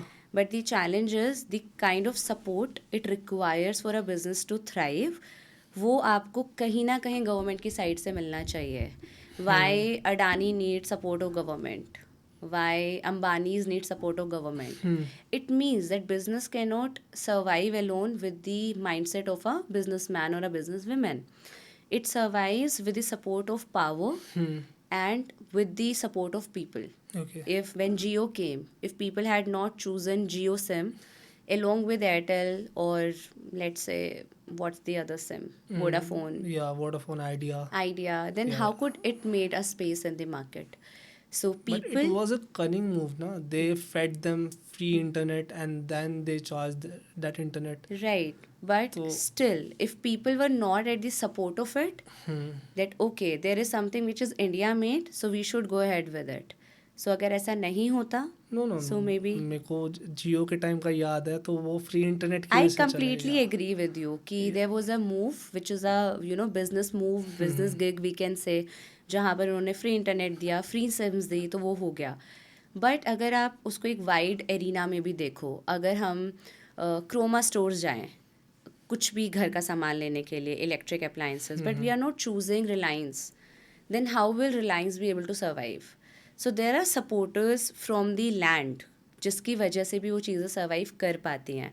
और अगर लोग यूनिटी में आके कॉकरोच जनता पार्टी के मिलियंस ऑफ फॉलोअर्स करवा सकते हैं और लोग सपोर्ट में आकर जियो की सिम सेल करवा सकते हैं, so the same way your people who are supporting you because you have a business, तो वो ऑटोमेटिकली रीच करेगा हाइट्स को. So you need support of government, support of your own people, the consumer should be there, the powerful people should be there with you, so your business will be able to go ahead. Okay. But अगर हमने choose कर लिया है being a leader कि हमें फ़र्क नहीं पड़ता, कि हमें बस अपना पैसा कमाने से मतलब है और हमें नहीं फ़र्क पड़ता who is a consumer और हम कितने लोगों को हम फ़ायदा दे पा रहे हैं, और in the name of business हम कुछ भी ऐसे चीप प्रोडक्ट्स को हाई सेल करके सेल कर रहे हैं, तो you are doing something just for your money. But वो अब तभी आएगा ना जो आपने पॉइंट बोला कि चलो इंडिया का प्रोडक्ट है, इसको खरीद लेना चाहिए. बहुत अच्छी बात है, आपको अपने क्या कहते हैं मेड इन इंडिया को आप सपोर्ट कर रहे हो. बट द थिंग इज़ अगर वो जो बिजनेसमैन है जिसका वो प्रोडक्ट है या कंपनी है, वो यही सोच लेगा यार ये तो वैसे ही मेरे को सपोर्ट कर इमोशनल फूल है, मैं तो इसको कुछ भी पकड़ा दूँ. ट्रू. अब महिंद्रा की गाड़ी लोगे आप, इसलिए लोगे ना यार अच्छा उन्होंने अभी BE6 निकाले, काफ़ी अच्छा डिज़ाइन है, you can by that. True. But ये महिंद्रा तो इंडिया का इसलिए मैं लूँगा, ये तो मेरे को कोई बात नहीं लगती. Exactly. So the consumer's mindset and intention really matters to support a business. At the same part, अगर आप एक business leader हो, so what you are serving to your nation, that also matter. अगर आप एक ब्रिलियंट लीडर हो तो आप ऑटोमेटिकली जितना आपने अपने पर्टिकुलर प्रोडक्ट या सर्विस का चार्ज रखा है, आप उससे 3 या 4 टाइम्स बेटर क्वालिटी देने की कोशिश करोगे, if you are actually a leader.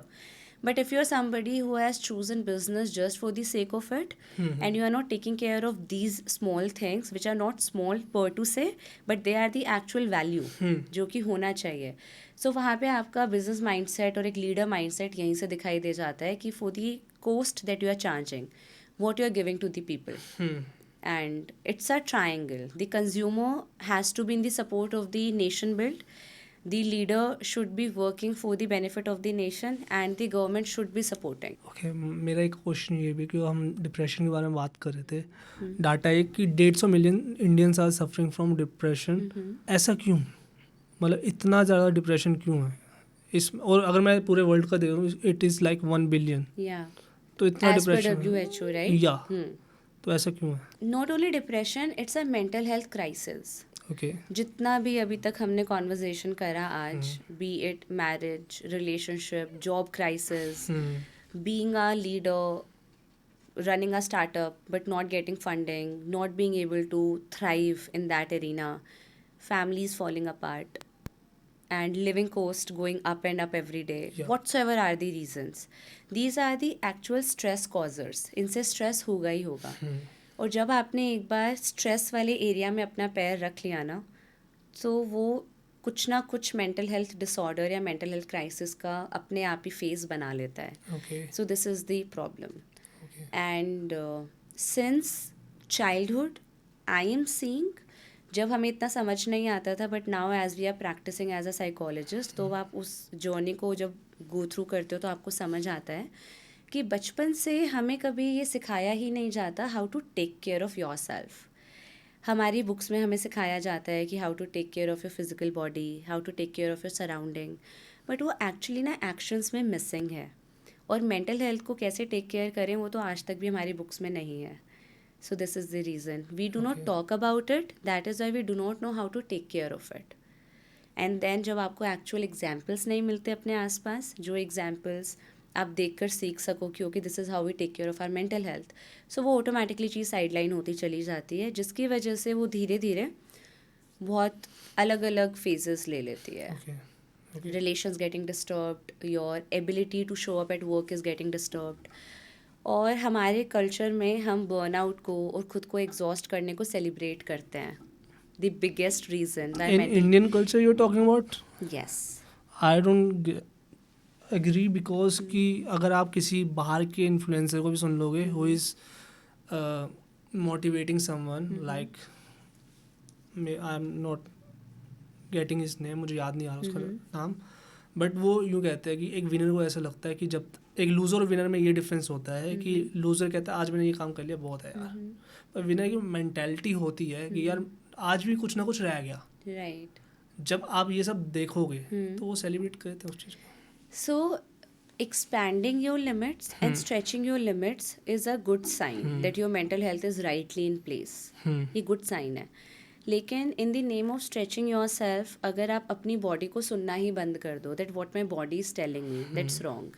Let's say कि आपने एक हफ्ता निकाल दिया where you haven't slept well, और उसके बाद आप खुद से एक्सपेक्ट कर रहे हो कि I want to do more, I want to do more, I want to do more. At what cost?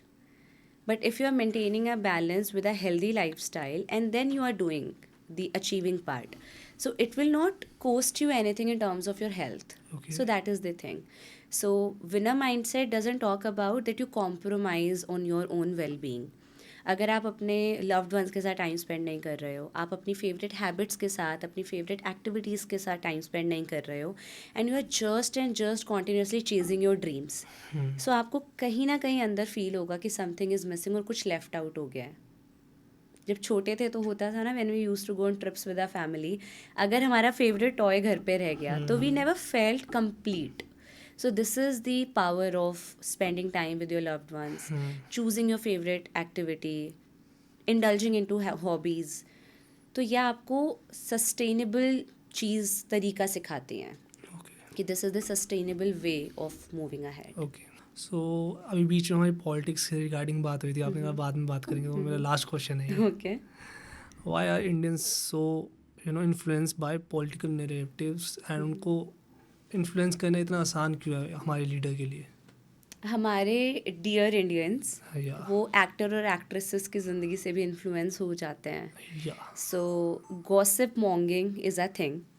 हमें गॉसिप्स और नैरेटिव्स इतने ज़्यादा पसंद हैं इंडिया में कि आप नैरेटिव दे दो, आप एक गॉसिप मॉन्गिंग दे दो, and we will be head over heels. हमें बहुत मज़ा आएगा. और टॉपिक ऑफ डिस्कशन हो जाएगा और सबसे वही बात करेंगे एंड वो तूने देखा क्या है वो? Absolutely. So this is the thing. So it is very easy for politicians to buy any Indian through narratives, क्योंकि हमारे इंडियंस डीप स्टडीज़ में विश्वास नहीं करते. वो अपने पर्सपेक्टिव्स को हमेशा सेल्फ डाउट करते हैं, ओके और जो हाईली टॉकेबल पर्सपेक्टिव्स होते हैं उससे बहुत जल्दी विश्वास कर लेते हैं.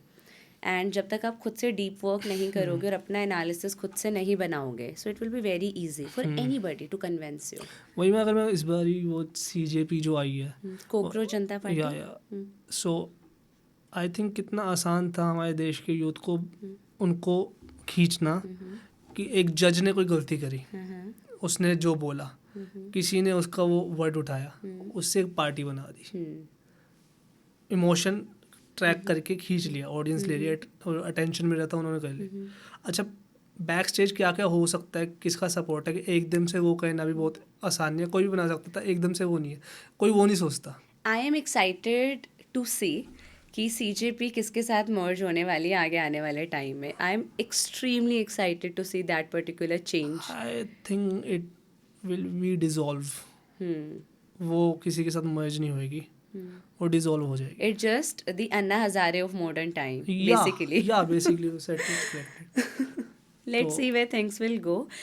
But one thing that I actually expect, being a psychologist, being somebody who is into a middle age in India, from the people who are around You are me. in the middle age. Yes. So Okay. I expect it from people around me that no matter what anybody is trying to sell, be it any business, be it any service, be it any product, be it any ideology, always analyze it for yourself.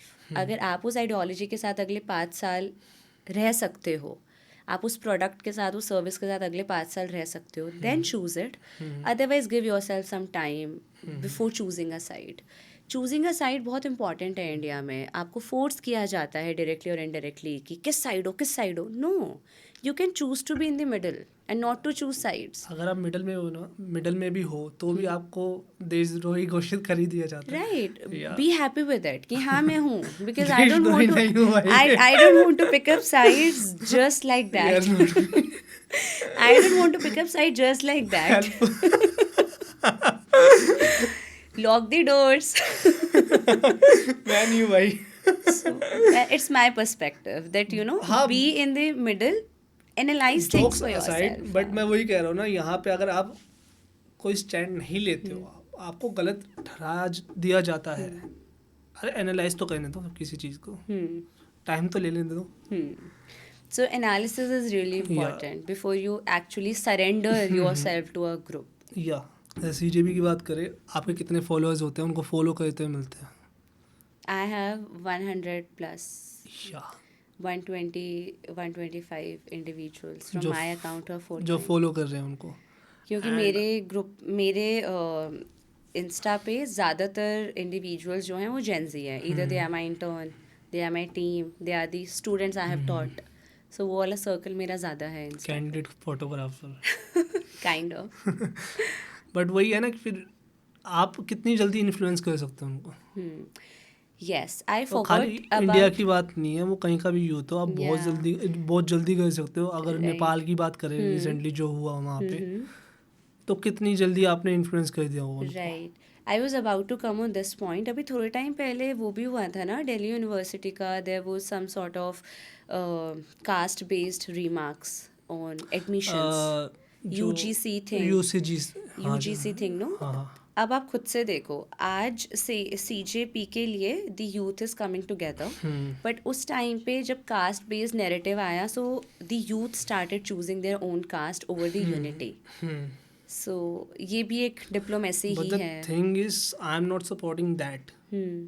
उन्होंने क्या point of view रखा और उन्होंने क्या point of view रखा. एक का था कि हमें बोला जाता है, एक का था अगर आप ये ले जाओगे तो कोई भी कल को इसका यूज़ करके किसी को भी बंद करवा देगा. True.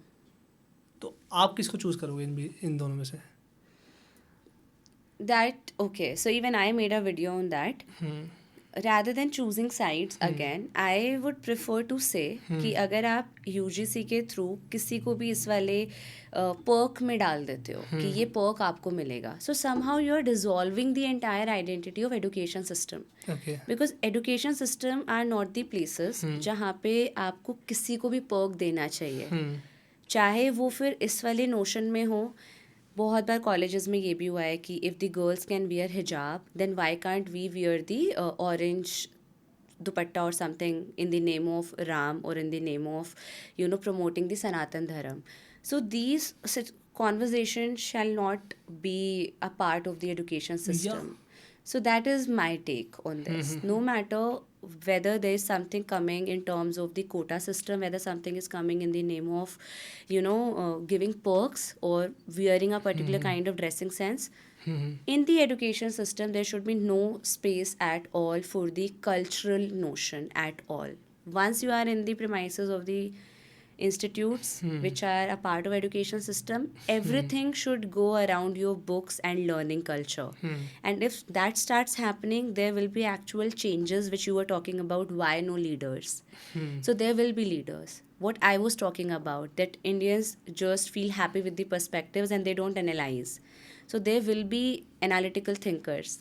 I was saying that ना कि अगर अब कोई सेंट्रल गवर्नमेंट में भी है और वो जिस बंदे को गालियाँ निकाला था कुछ साल पहले, आज वो उनके पार्टी में है. True.